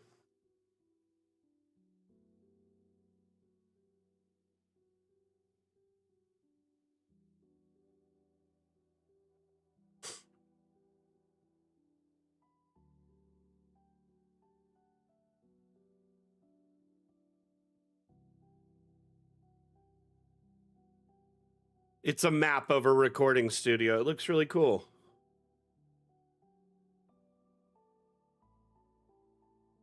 So does anyone have any need for support, questions, inquiries related to Dungeon Alchemist?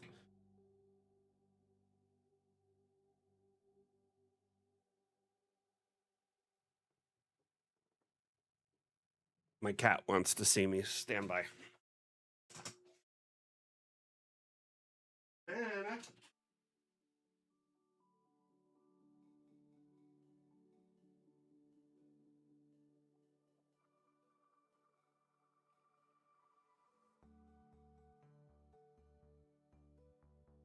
Come on, kitty.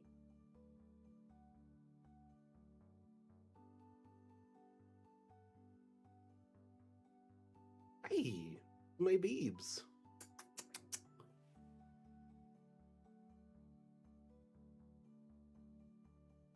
How's my kitty, baby?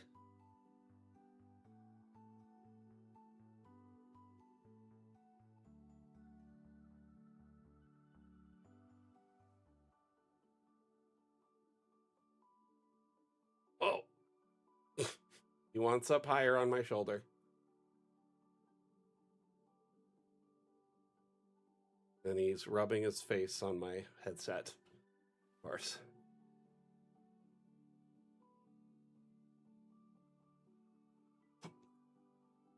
Oh. He's Maine Coon for sure. He's very big boy. Okay, I'll let you lick me for a sec. He's very big.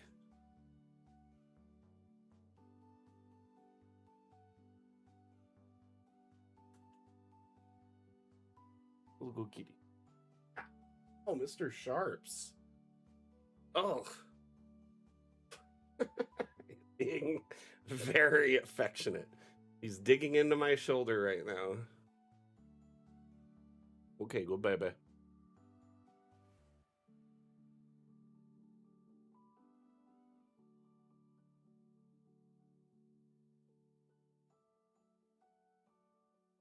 He's a really handsome boy for sure. Don't ruin your eyes.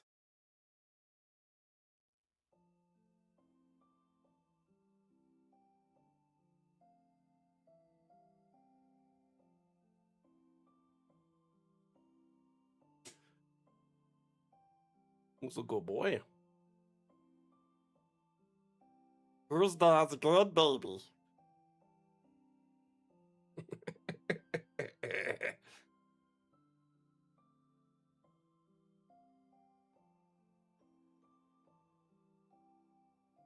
You can't really attach rooms at different elevations effectively. There has to be about a 1 square space between buildings that you want at different elevations in order to properly feed the terrain between them. Though, if they're at separate heights, for instance, that doesn't mean they can't be conjoined at a point above. You can get them about a half a square now. Dang.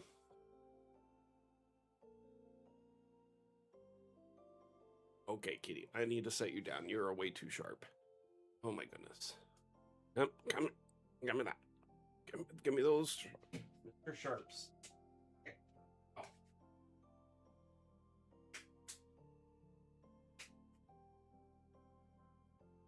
You can snug dad later, okay?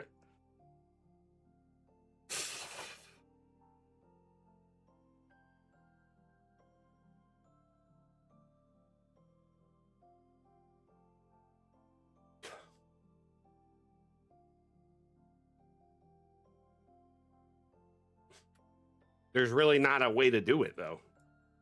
That's what I was trying to say, Dag.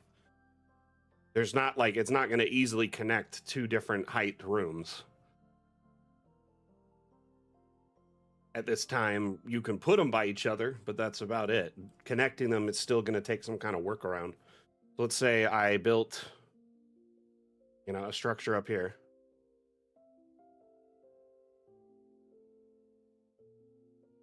I turned the challenge scroll off earlier. I'll turn it back on.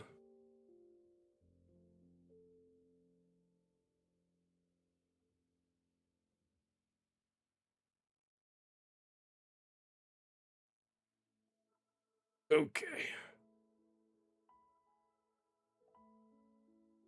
So, like, notice if I try to put a building that isn't at this same height, right?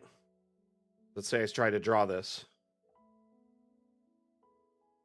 If I try to sync it or have it right next to it, it's going to struggle unless it's the exact same height, like drawn off of this room, right? So essentially, what you would have to do, let's say I wanted two buildings that were right near each other. Notice as I start pulling it out, at eventually some point, it'll be clean and allow you to do it. The problem is, though, that's such a tight space between them. It's very small transition. You can't like seam it with a room or anything else. So I usually move it about a square's distance or up to 2 away. But you can have buildings at different heights. That's not the issue here. The issue is connecting them.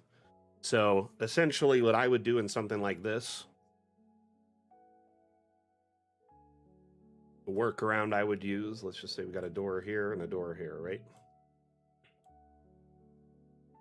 And this also becomes a problem because of our kind of limited stair assets again, but we'll check it out. We're going to disable collisions so we have more control over the stair, and then just find a stair that would probably fit between these.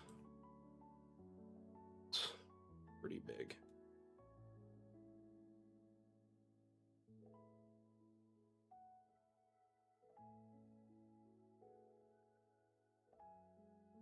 This is essentially like the only way to do it at the moment.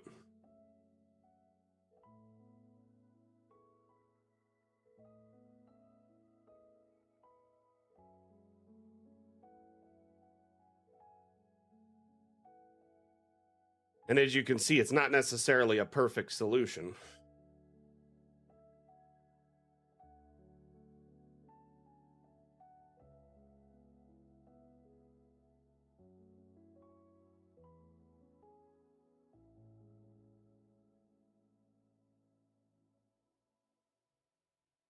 My camera's floating 1 pixel above the edge of the screen. You know, let me move my camera too, because it was sat here for when Wim was here. I can move myself back to my normal position. We good with that?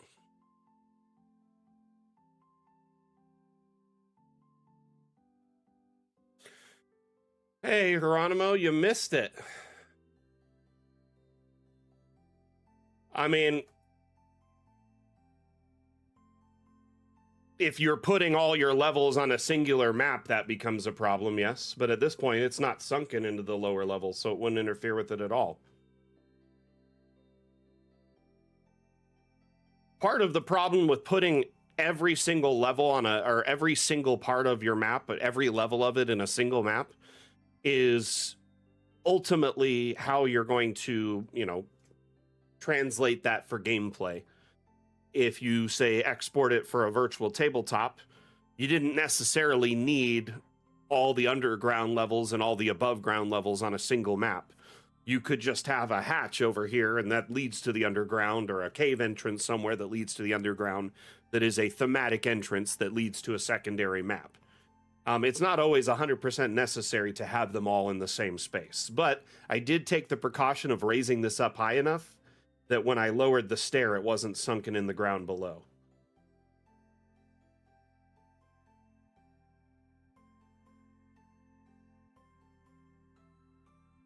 And it's not a perfect solution, but it is a solution. I'm hoping with time we'll offer better transitional options, like simply just allow you to staircase between buildings. So like the staircase tool like this would just link between the two and give you a space to where it would show you where a house has to be.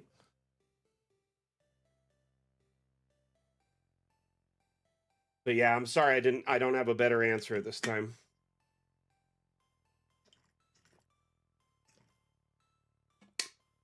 technically,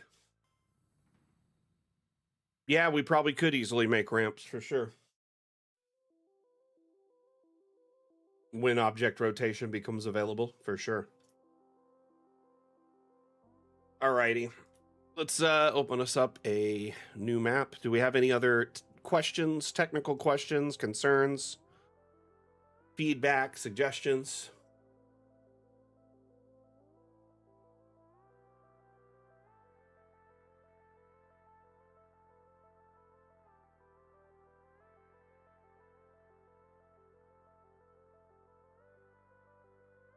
Oh, Chim, you're hilarious.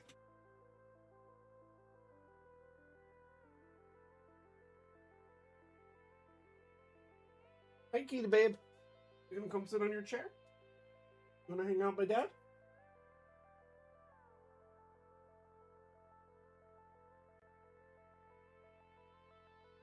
Just wanted to let everyone know we finished up on the Mapmaker Monday build. The Temple Ruins. This map is now available on the workshop for anyone who wants to use it. We've now started on our next build, which will be we'll continue work on Monday. We started on it last week. Last Monday, only got about a half hour into it before the stream ended. But it is the new map is the Bone Forge is what it's called. Yep, that's right. So it is a forge made in a volcanic fissure in like a cave next to a volcano that happens to have formed on the site of a massive ancient battle where there's just like tons of bones. And so when you make like armor and shields and weapons in this forge, the carbon content is extra high and it allows you to make like really resilient blades and shields that are really strong. So it's like basically Damascus steel. We started this last Monday. I started kind of making the environment and shaping it. Kind of trying to figure out how it was going to work. Made the volcano kind of opening and like these cool sculptures. Still kind of a work in progress, but we'll likely go underground for the rest.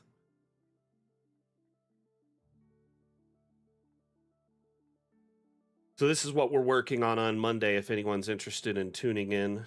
By the way, Atlam, I updated the command for stream schedule, so should be more reflective of the correct stream names.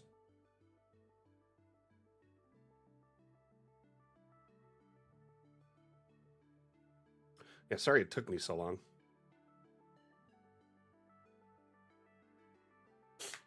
Ooh, by the way, I'm so excited because tomorrow is D&D. Got the Dunda tomorrow.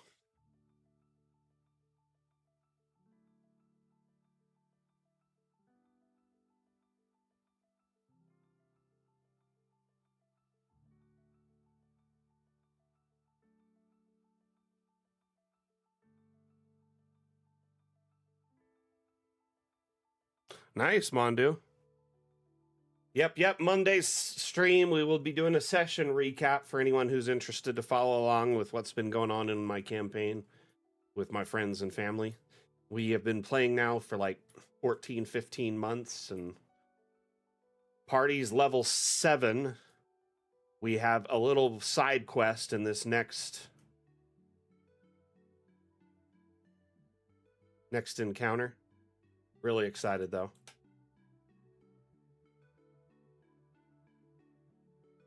So the portable prison, I'm going to have to put a pin in it for now because the amount of resources required will cost me a lot. But I did kind of make a small concession. So in my downtime, my character commissioned a large block of granite from the local quarry. The block of granite is roughly 3.5 feet by 3.5 feet by 3.5 feet. It weighs, roughly 3.5 tons. But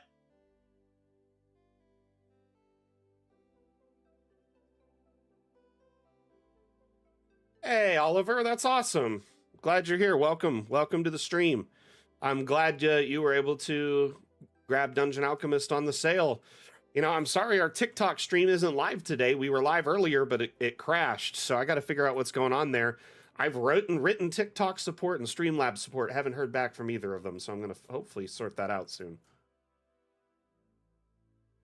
Yeah, why doesn't this guy create shade? That is trippy.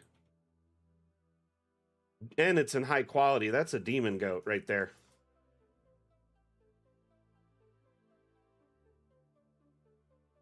If any of you have questions about Dungeon Alchemist, feel free to let me know. The current segment right now that we're in is related to questions. So you as a new, user of Dungeon Alchemist, if you have any questions, concerns, wondering how to do something in particular, please let me know.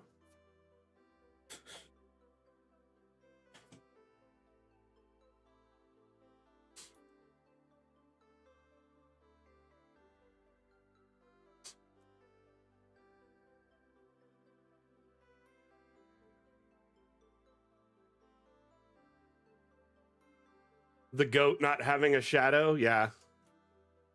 It's a trip for sure.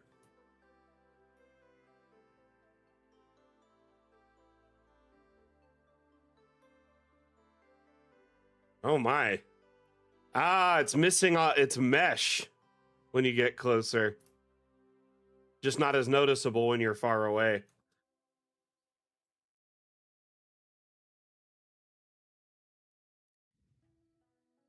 This is what happens when you get erased on the grid.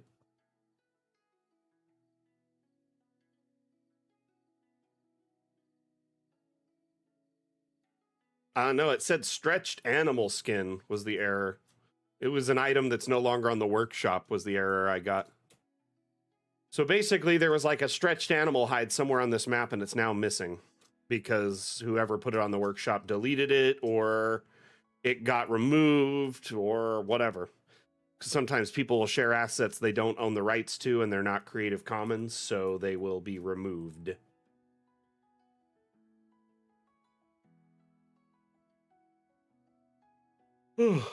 Anyway.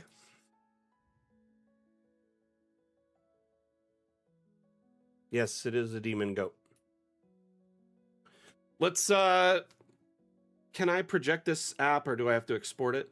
So Dungeon Alchemist can be used in a variety of different ways to play, James McGill. By the way, thank you for the question and welcome to the stream.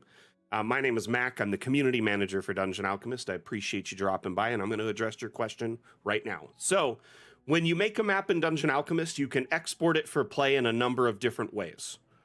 One, you can export the map as a print, so you can, print it on your home printer, or you can take a digital file to like a print shop and get it printed as like a poster. We also have a partnership with a company called Kraken War Games, where you can send the file to them and they will put your map on a neoprene game mat that is waterproof, scratch resistant, and they'll ship it to you. Now, that's printed option. You can take the digital file and use it on TV or projector tabletops. So if you play at home with your friends and you have like a TV or a projector tabletop, you can take that image or video loop and put it on that display. Lastly, Dungeon Alchemist maps can be exported for a variety of virtual tabletops, pretty much all major virtual tabletops and many others, including Fantasy Grounds, Foundry, Roll20, Above VTT, and Counter Plus, and many more. So essentially, Dungeon Alchemist can be exported for any number of different services and can be used to play however you see fit. Keep in mind, though, it's a map-making tool and an immersion utility first and foremost. So you build the maps in this tool. However, if you're playing at home on like a projector or a TV, you could definitely add the grid, hide the user interface, and then just have this on your TV at home and be good to go. Or projector at home, right?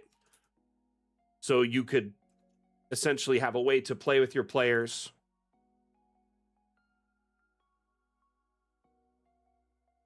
Built right into Dungeon Alchemist. Even though it is not really a tool intended for gameplay, it still can support it for local gameplay, especially. So James, I hope you're still present. I hope that answers your question. But when you make a map, you can click export, right? And then you can pick your export format. Let's say you're doing a looped video on a projector, right? So you could do video export. You select which video format. Depending on the size of map, MP4 isn't always viable. You may want to use WebM. So WebM videos, that would be a 30-second loop of this map. So like the trees moving, the windmill would be moving, the water movement, all of that would be looped in the animation for a 30-second video. And there's multiple levels of this same map. So you have one that's like every single level, the very top layer, or you have some that are inside of the building. So you can essentially have multiple videos available. And if your players go inside to a building, you can load that video instead on your projector. I got the missus a little projector for her birthday, which was in December. And she wanted the projector because she does sewing, and she wants to project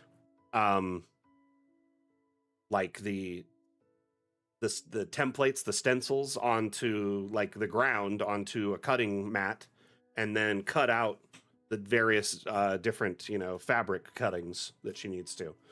But then I was like, hey, we should do some maps on this too. And she's like, yeah, we'll do some maps. We'll do some Dungeons and Dragons patterns. That's what they're called. Sorry, I apologize. I don't sew all the time, so it's not something that's just a fresh term in my mind. But yeah, she saw someone, you know those cutting mats that are like exact, they're gridded and have like all the, the sizes on them. So they're like a very specific size. You put that on the ground and you get your projector configured to it, and then you project the pattern on top and then of your fabric that you have like taped or pinned down, and then you go through and cut it.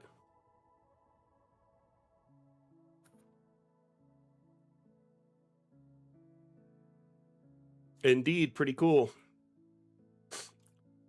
Y'all were talking about the pumpkin on the cow. Honestly, it's probably just a silly thing that the person who made this map did. Works for painting images on the wall too. Yes, very true. A lot of artists actually have done projecting painting for years. And people used to be like, oh, that's cheating back in the day, because they would have like an image projected on the wall and then they would paint, along that to get the stencil essentially.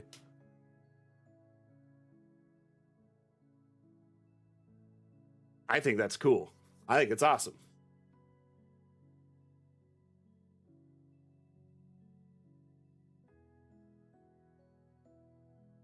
So do we have any other questions from our community members watching right now related to Dungeon Alchemist? Do you have any support inquiries, wondering how to build something in particular?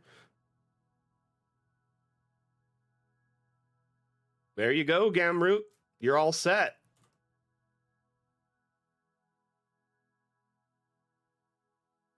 How can you alter the roofs of the buildings? That's a good question. So once you generate a structure, it's automatically given a roof based on the type of building it is. But if you click on this tool on the left panel here, let me turn on my mouse highlighter. On the left panel here, it shows roofing. There's an assortment of angled roofing and flat roofing to choose from. So you could just pick a different type and click on it, and it'll automatically change it. And if you have a bunch of different roofs on the same building, that often means you had a bunch of different rooms below. Each room often has a different roof type. So you can leave them all as separate roofings, or you can click on one roof that you want it all to be and just click on each space, and it'll convert them. Once you've made them all the same roof, they'll congeal into a singular roof. I may have to find a map to show you an example of that. Yeah, these are all singular rooms. Hold on. One moment. I have an idea to make this work. So these are all like the same room type, which makes it tricky. But we all know there's a bunch of rooms there, so we could try this. So let's say I wanted... Well, I guess not. Why isn't this doing it? Yeah, it's doing it for the whole space. Could have sworn you can have individual ones. Yeah, that makes sense. It's one big massive room. Well, typically when you have separate rooms within a room, right? Oops, wrong floor.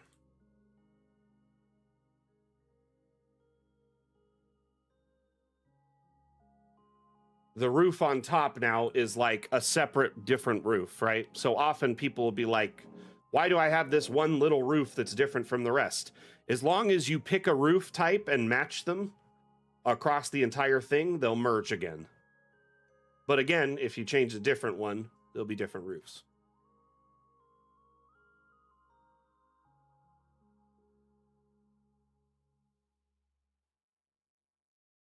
Right now, the shape is automatic based on the room shape.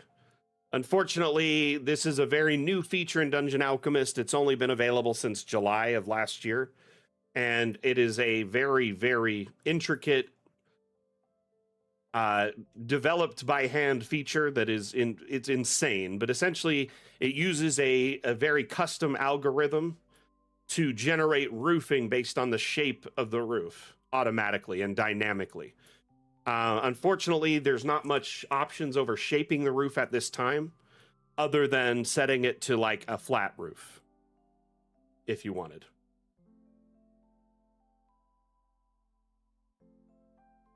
So you could change it to any of the, flat options and set it to a flat roof instead, or you can mix in an angled roof with the flat roof like that. So there's like a balcony there or something. At the end of the day, you can get pretty creative and get some interesting shapes. But right now we were more worried about making it fit to the roof than allowing dynamic shaping into whatever, thing you want. That being said, we had an interview with one of our developers earlier today on the stream, and there was a lot of questions related to roofing, customizing it, different roofing options, gabled roof, etc.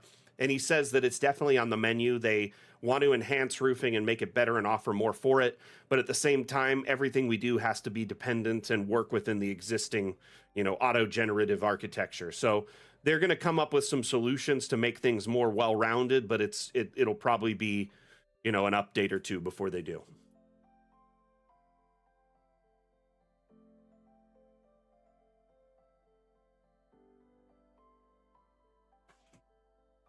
Good to know, Pike. Thank you for letting me know. Camera Obscura.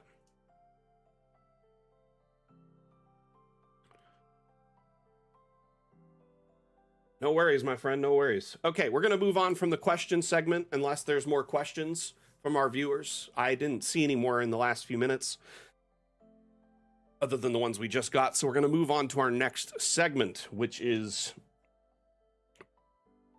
Damn Workshop.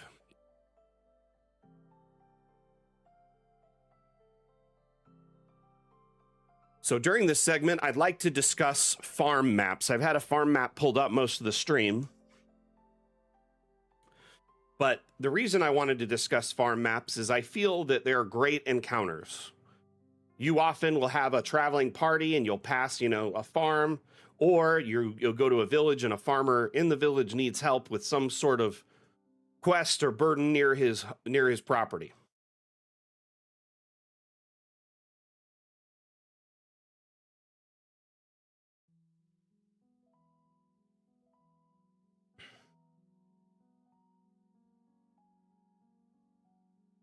After they get to a certain size, Shlomo, the slant starts to flatten out on the top.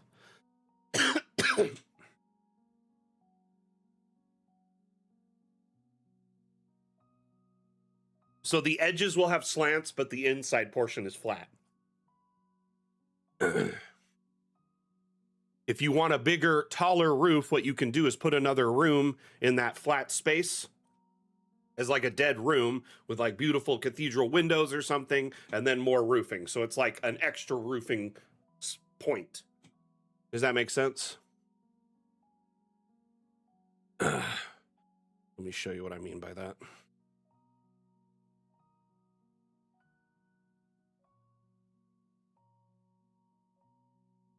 Did I not upload that map to? Oh no, oh there it is.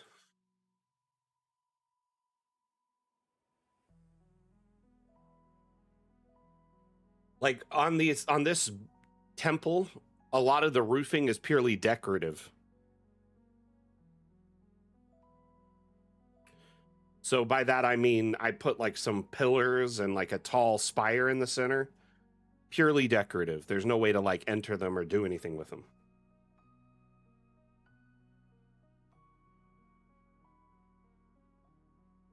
I mean, if you could share the map in Discord, that'd be very helpful. Right now, I'm kind of working with not a lot. But yeah, like I said, over a certain size, they tend to flatten out and then the edges are kind of rounded down.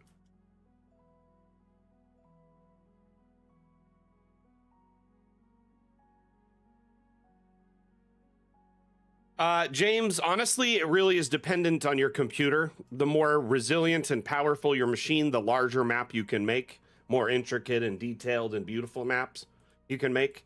But also, users in our community have used things like forced perspective to fit entire regional maps into much larger or much smaller spaces. So I've seen like the entirety of Faerun fit into like a map that's 250 by 250, still large by any means for an encounter map, but as a reference map that has, you know, scaled down villages and forests and mountains and whatnot, it's great.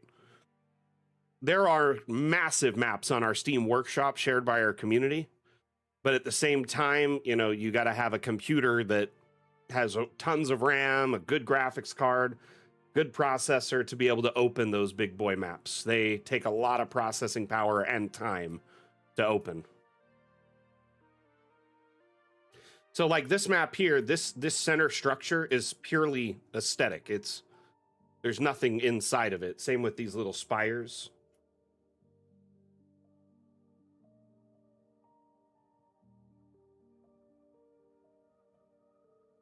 So that's kind of a fun way to make roofing more interesting. So I combine like a flat roof with some spires.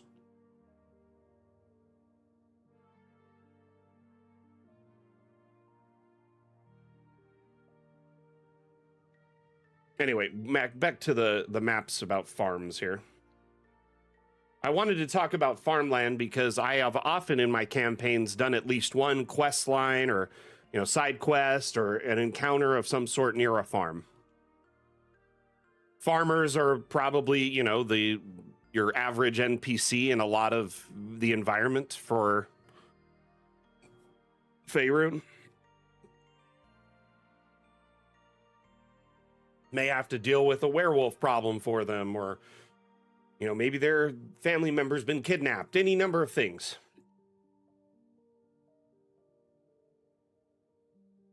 But it is a nice idea to have some farm maps in your back pocket for almost any encounter, especially when your party's traveling.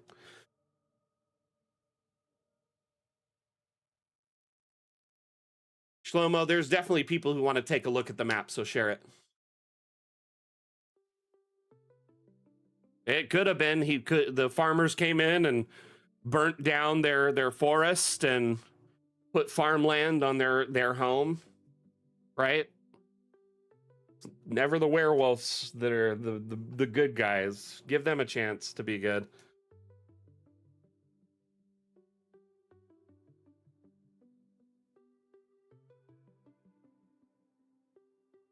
The farmer with a pitchfork.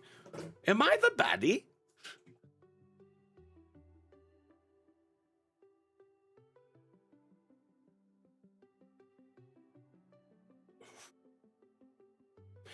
Let's throw it up in the support forum, Shlomo.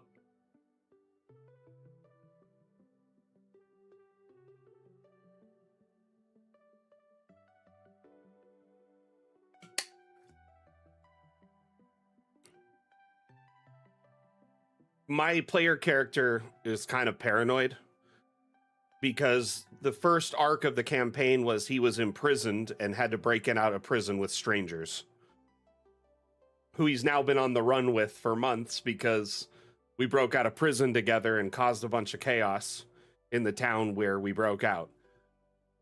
So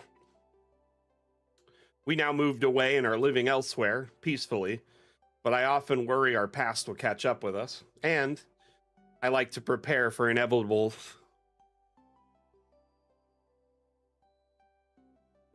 Hey, whatever you feel is fine, Atlam.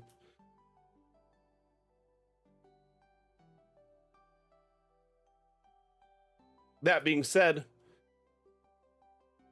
my character likes to prepare for any inevitability, either with, you know, having cool spells to help them circumvent the problem, or, you know, having items to help them circumvent the problem. So like now, like my character made like secret compartments in his shoes to hide like spell casting focuses, extra money, you know, items that might be, you know, used in spell casting to help him if he's ever like in a serious situation again. Oh, he's got a lockpick set in his shoes. So he can get out. Anyway, that same character just purchased that massive block of granite, right? And I'm gonna put it in the portable hole we have.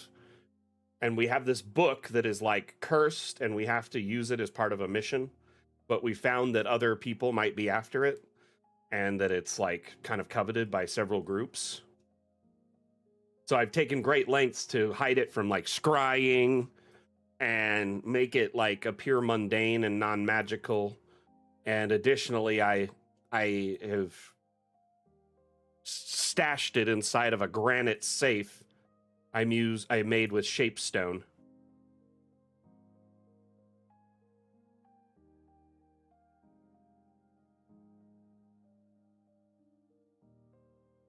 The granite safe weighs approximately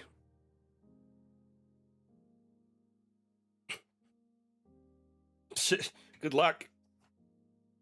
They're not that fancy. They just look like everyday shoes. Because I'm a halfling, it's really easy to hide little halfling tools and things in smaller areas.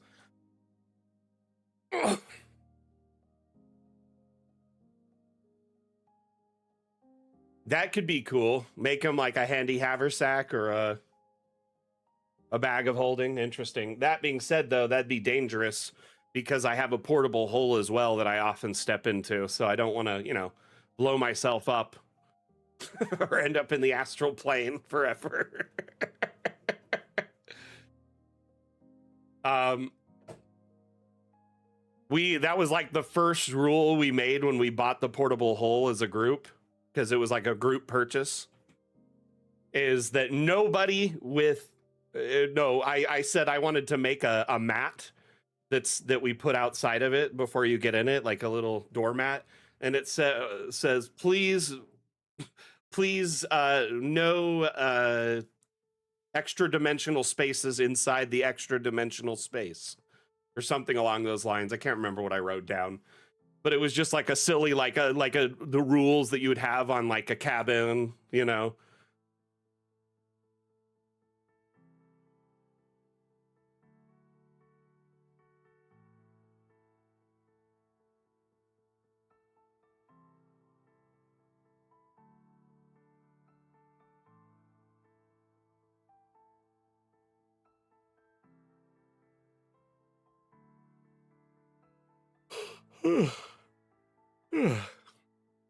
Excuse me.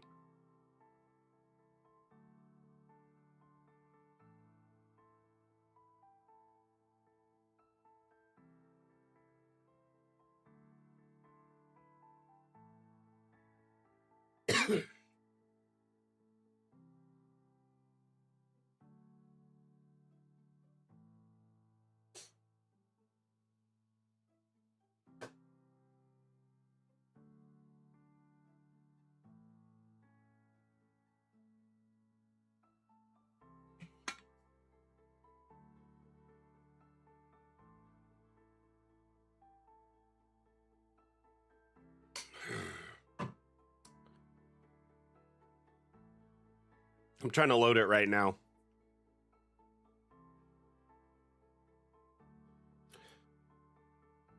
It's because this is a room. I bet you money.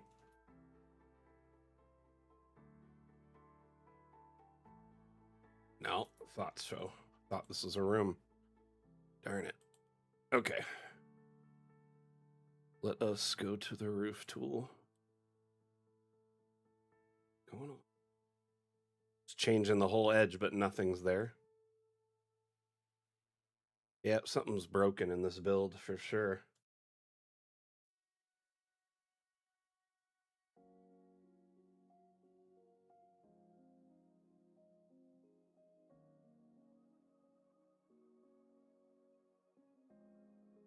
Might just have to restart the map, regenerate it.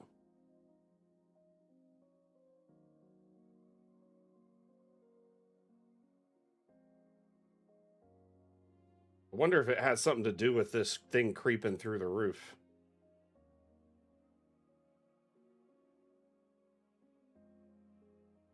I don't think it's the room geometry.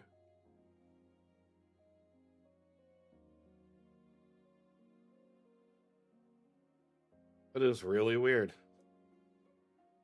Let me try something else.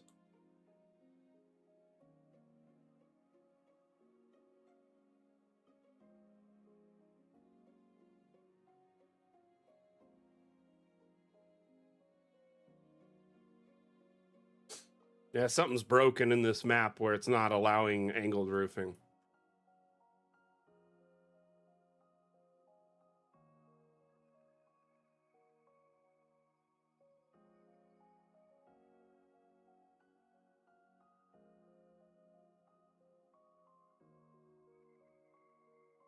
I don't think it's the cauldron.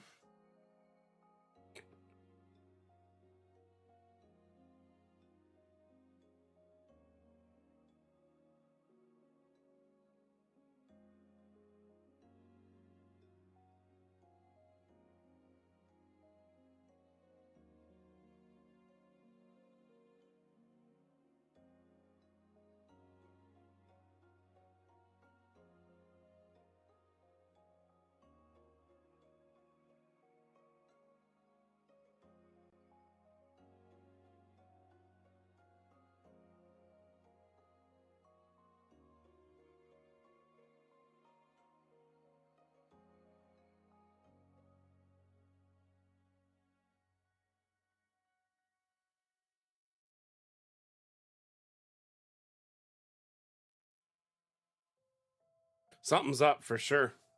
Don't know what's going on. If it were me, I'd just try starting the map over really quickly. That, or break these spaces into separate rooms. Notice it's allowing it here.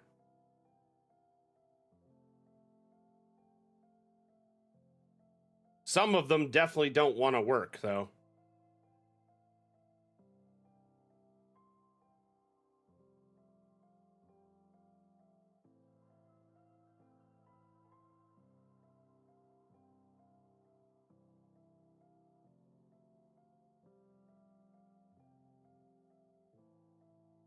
So if you could break this up into like 4 rooms, right?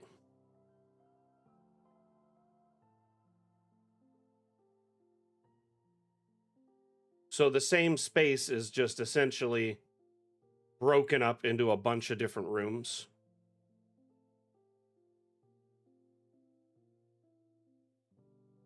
Like that. Each one of them this shape. This ought to solve your problem. And I'm generating it without walls, mind you. Fortunately, the object placement will be... Oh, you know what? What we could do is edit room, right? We're going to click on this room. We'll edit the room shape of this one. We'll just extend it out like this.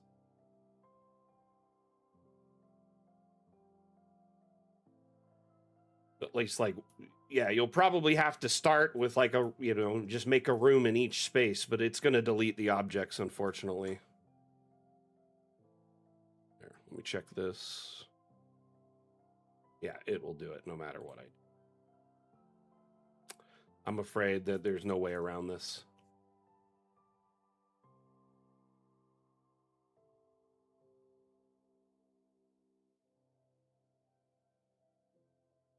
Definitely fixes the roof in this section. But yeah, breaking it into smaller sections fixed it. It's just a bummer that this is what's needed, you know?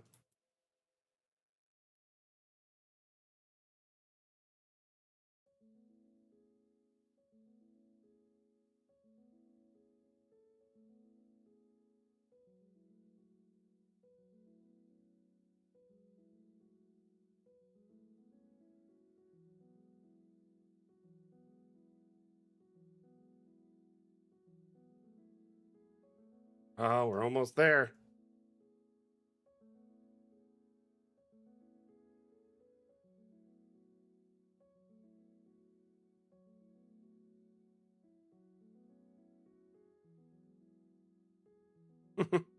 As soon as they're all the same type of room, though, it definitely has a problem.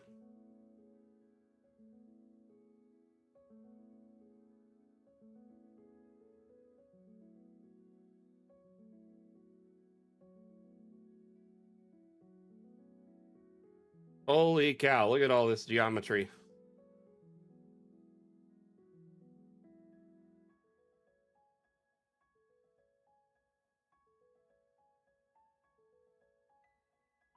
Man, I don't know what to tell you.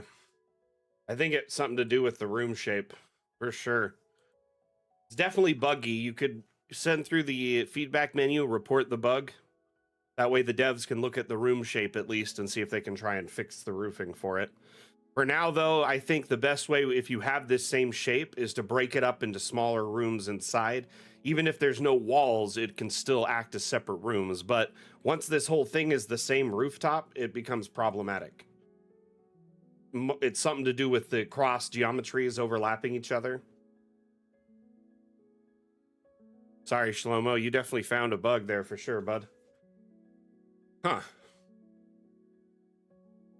Alrighty, we have just a moment to cover our last segment, about 10 minutes, so I'm going to hurry and run into that.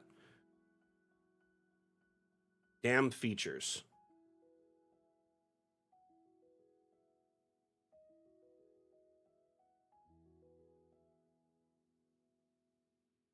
You would think that one singular room would be far less geometry than multiple rooms, but, you know, it actually is more difficult for some reason, I guess.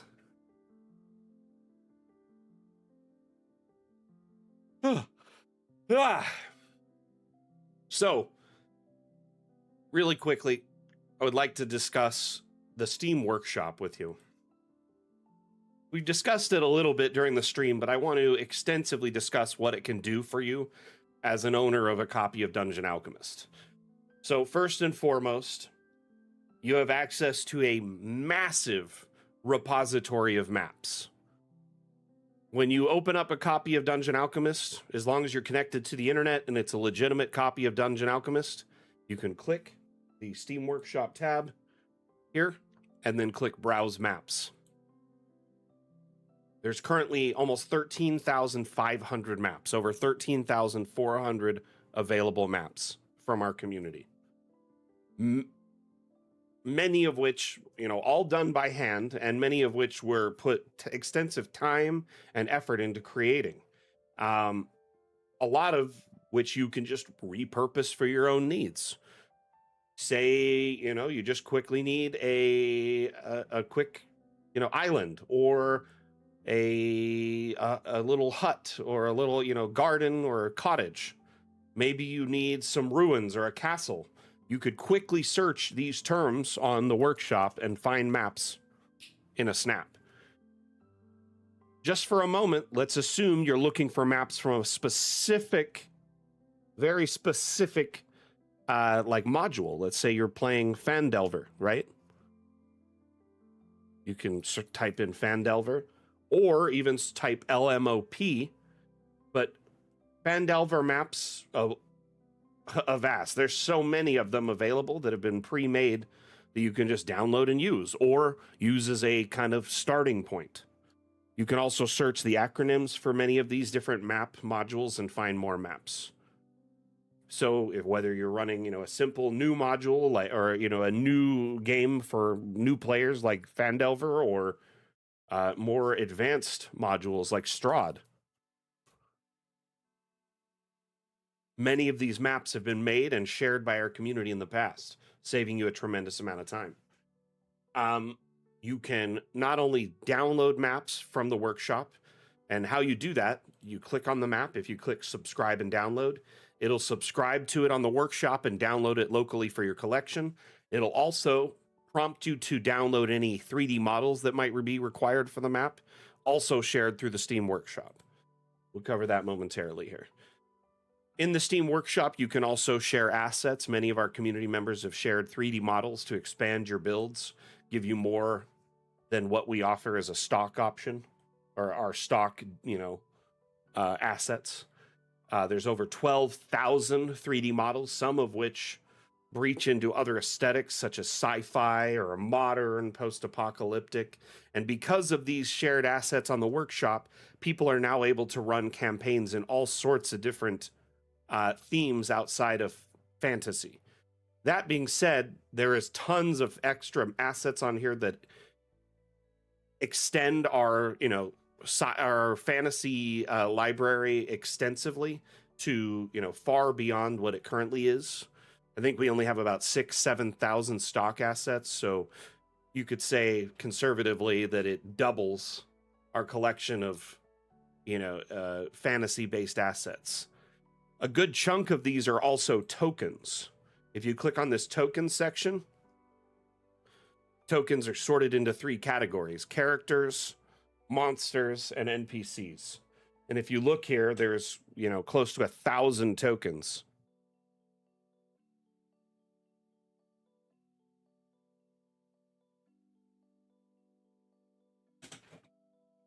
So if you need NPCs for your maps or tokens for your characters and, the various different, monsters and whatnot, you can start searching right inside Dungeon Alchemist, inside the Steam Workshop.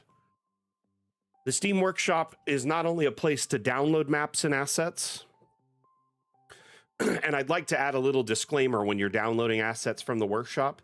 Be careful, look at them and look at their sizes. You can see here, this one's 5.7 megabytes. It says it right below the name Burnt Wagon. Here, the Stalagmite, 0.47. Some assets are much smaller than others, okay?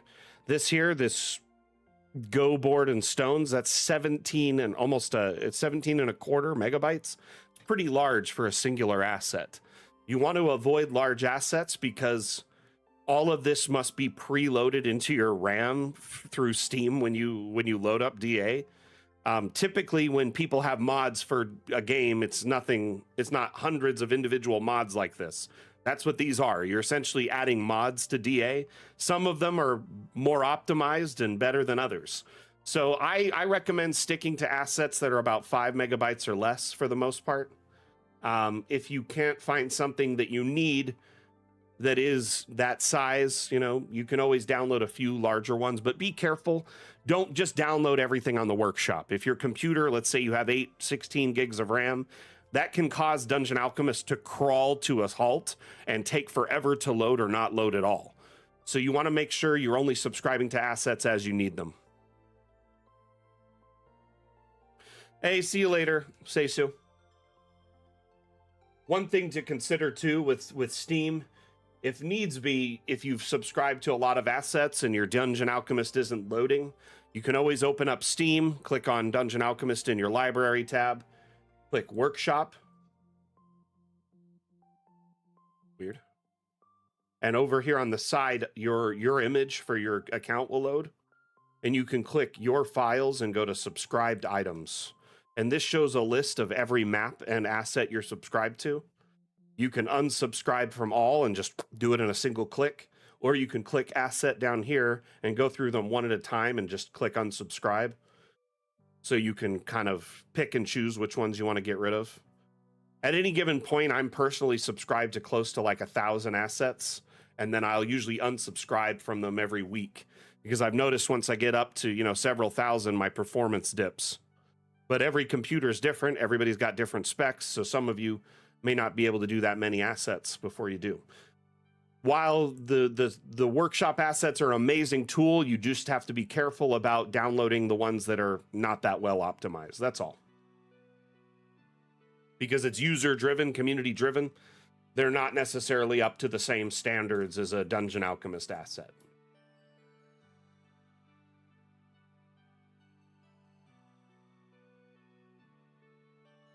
Yeah, there's assets that are like several hundred megabytes on the workshop. I might go through and just remove them because they're like a trap.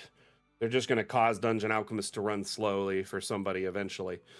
Now, you can share your maps that you create on the workshop. And if you want to do that, let's say you've created a map, right? And you want to share it on the workshop. So you open the map from your local collection. One moment, waiting for a map to load.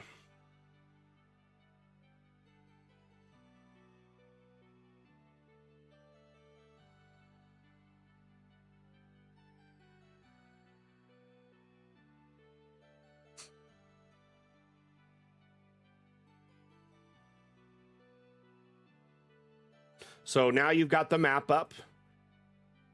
Let's say you wanted, this was, well, this one is my map, but let's say I wanted to share it on the Steam Workshop. I would go to the Steam Workshop tab and click Publish Map. From here, you can put in the name of the map.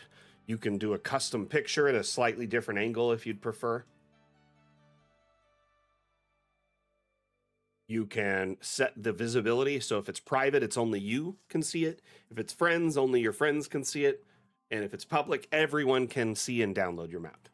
Lastly, you can add a description to the map. The more descriptible words and terms you have there, the more likely it is to be found if someone searches. Steam search is kind of basic. It basically only queries your map title and the description, the words inside of it. So essentially, the more descriptive your paragraph is and the more information it has in it, the better. I even recommend putting your username in the description if you can, because then that way someone can search for your maps by username if they want to, because that makes it a searchable term. So if I put Mac inside the description, you know, map made by Mac, and you searched Mac, then you would find my map.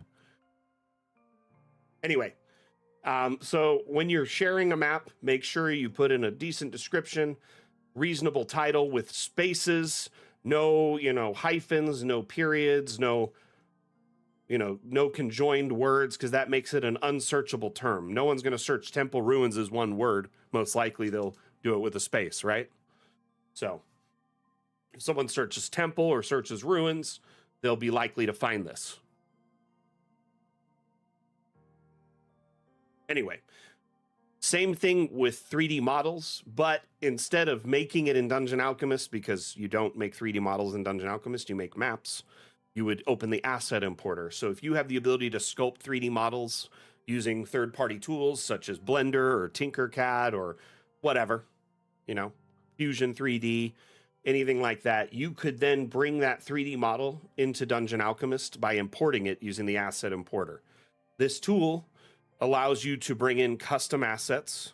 So let's say you have, a 3D model of a dog that you want to bring in. This is a 3D model of my puppy from who you did not get to see on stream today. I'm sorry. Or maybe you wanted a custom roof because you wanted something that's like broken and ramshackle looking and worn down. So you can either make your own custom assets and then import them, or you can source assets online from third-party websites and bring them in for your own personal use, or as long as they're Creative Commons attributed or shared, licensing options, then you can share it publicly. So with the Steam Workshop, you have the option to download, hundreds of thousands of assets and make your maps more customized and bespoke, or even dump into other aesthetics such as sci-fi or, cyberpunk or, zombie apocalypse, etc.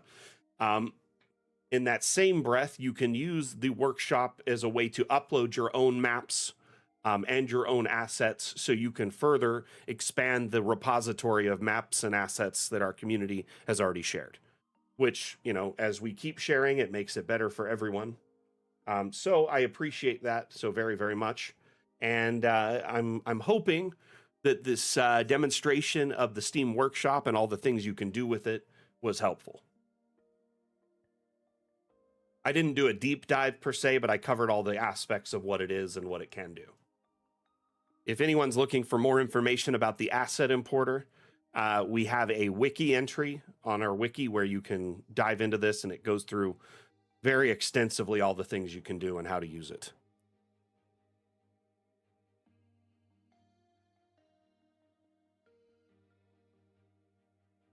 Oh, thank you so much, Atlam, for sharing that. All right, everyone. We are going to wrap it up. We are now past the half hour, about 5 minutes, which means we've run really long today.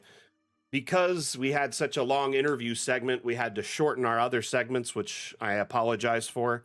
But at least we had an amazing time hanging out with Wim and got to learn a lot about, Dungeon Alchemist's immediate future. Fun with Objects 2 launch window. More information about what, Wim would like to see in coming updates, etc. Alrighty, everyone. Thank you so very, very much for being here. Again, my name is Mac. the community manager for Dungeon Alchemist. I'm going to run a quick Dungeon Alchemist themed ad, and then we're going to wrap up the stream. Thank you for everyone that attended, whether you were actively chatting or lurking, whether it was your first stream or your 500th. Thank you very much for being here. Again, thank you to our mods, absolute superstars today, helping with questions and moderation, with a lot of extra people in chat. At one point between all our feeds, we had like over 100 people viewing the streams. So it was getting really hectic in here today. Thank you everyone for being a part of today's stream. And I'm sorry for those of you that put up questions that we didn't get to address today. We had a lot of questions through the stream today, and we tried to address them all. I thank you so very, very much, those of you that submitted your questions to our Discord or over social media preemptively, and those that tuned in to ask questions. Remember, our next interview is 2 weeks from now. We will have a stream next week. The Damn Show will continue, but instead of an interview, it'll be the Damn Challenge segment. So you have between now and next Friday to finish your maps. Before and after is the current theme. Or before now and this Friday, sorry.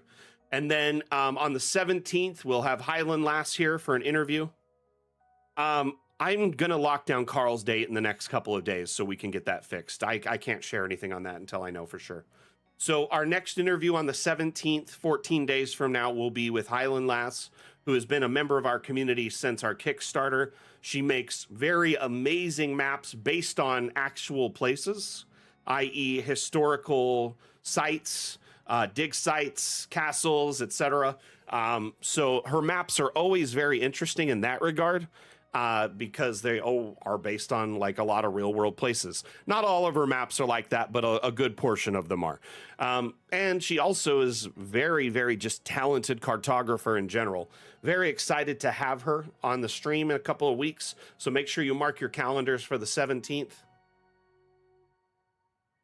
Open the map where the bug is at, right? Like the first map you sent me, for instance, and then just click the feedback tab and click report bug.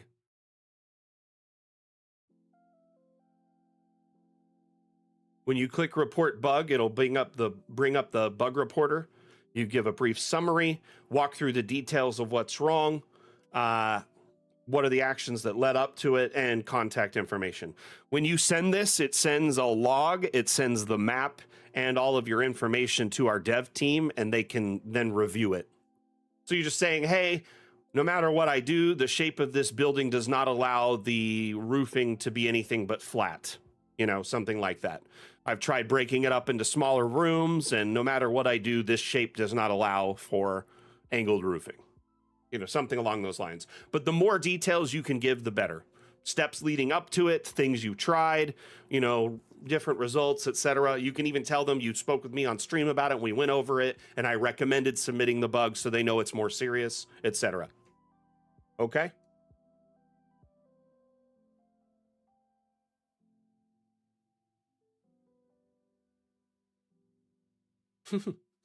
All right, everyone. Thank you for being here. Again, my name is Mac, the community manager for Dungeon Alchemist. I'm going to run a quick Dungeon Alchemist themed ad, and then we're going to wrap up the stream.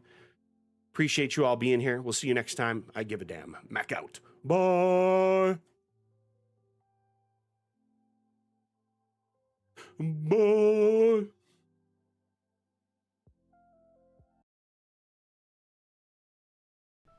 You stand before the long, dark road to the fabled realm of Doyak Ta, and before... What do we see?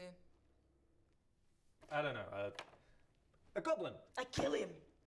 But before she does, I, Gilliam of Firth, demand to know the goblin's name. Hi, my name is Woblin. Where do you live there, Woblin? I don't think that's relevant. Well, but I, Gilliam of Firth, demand to seek the goblin's abode. Clever. Find family. Kill entire bloodline. I like it. Seriously, we're doing this? Okay, well, won't be needing that anymore, will I? Ever get caught by your players with your pants down? Dungeon Alchemist lets you create wonderful maps for any encounter in seconds. Oh, Woblin, that's a very impressive cheese collection you've got there. Yeah, it is quite impressive, yes. But you know what's more impressive? This map I have to the fabled realm of Goyak-Ta. Please take it and leave. Close the door behind you. Mr. Warblin, I cannot help but notice that you have a secret tunnel underneath your cabinet. Care to explain? Download Dungeon Alchemist, the AI-powered map maker, on Steam today.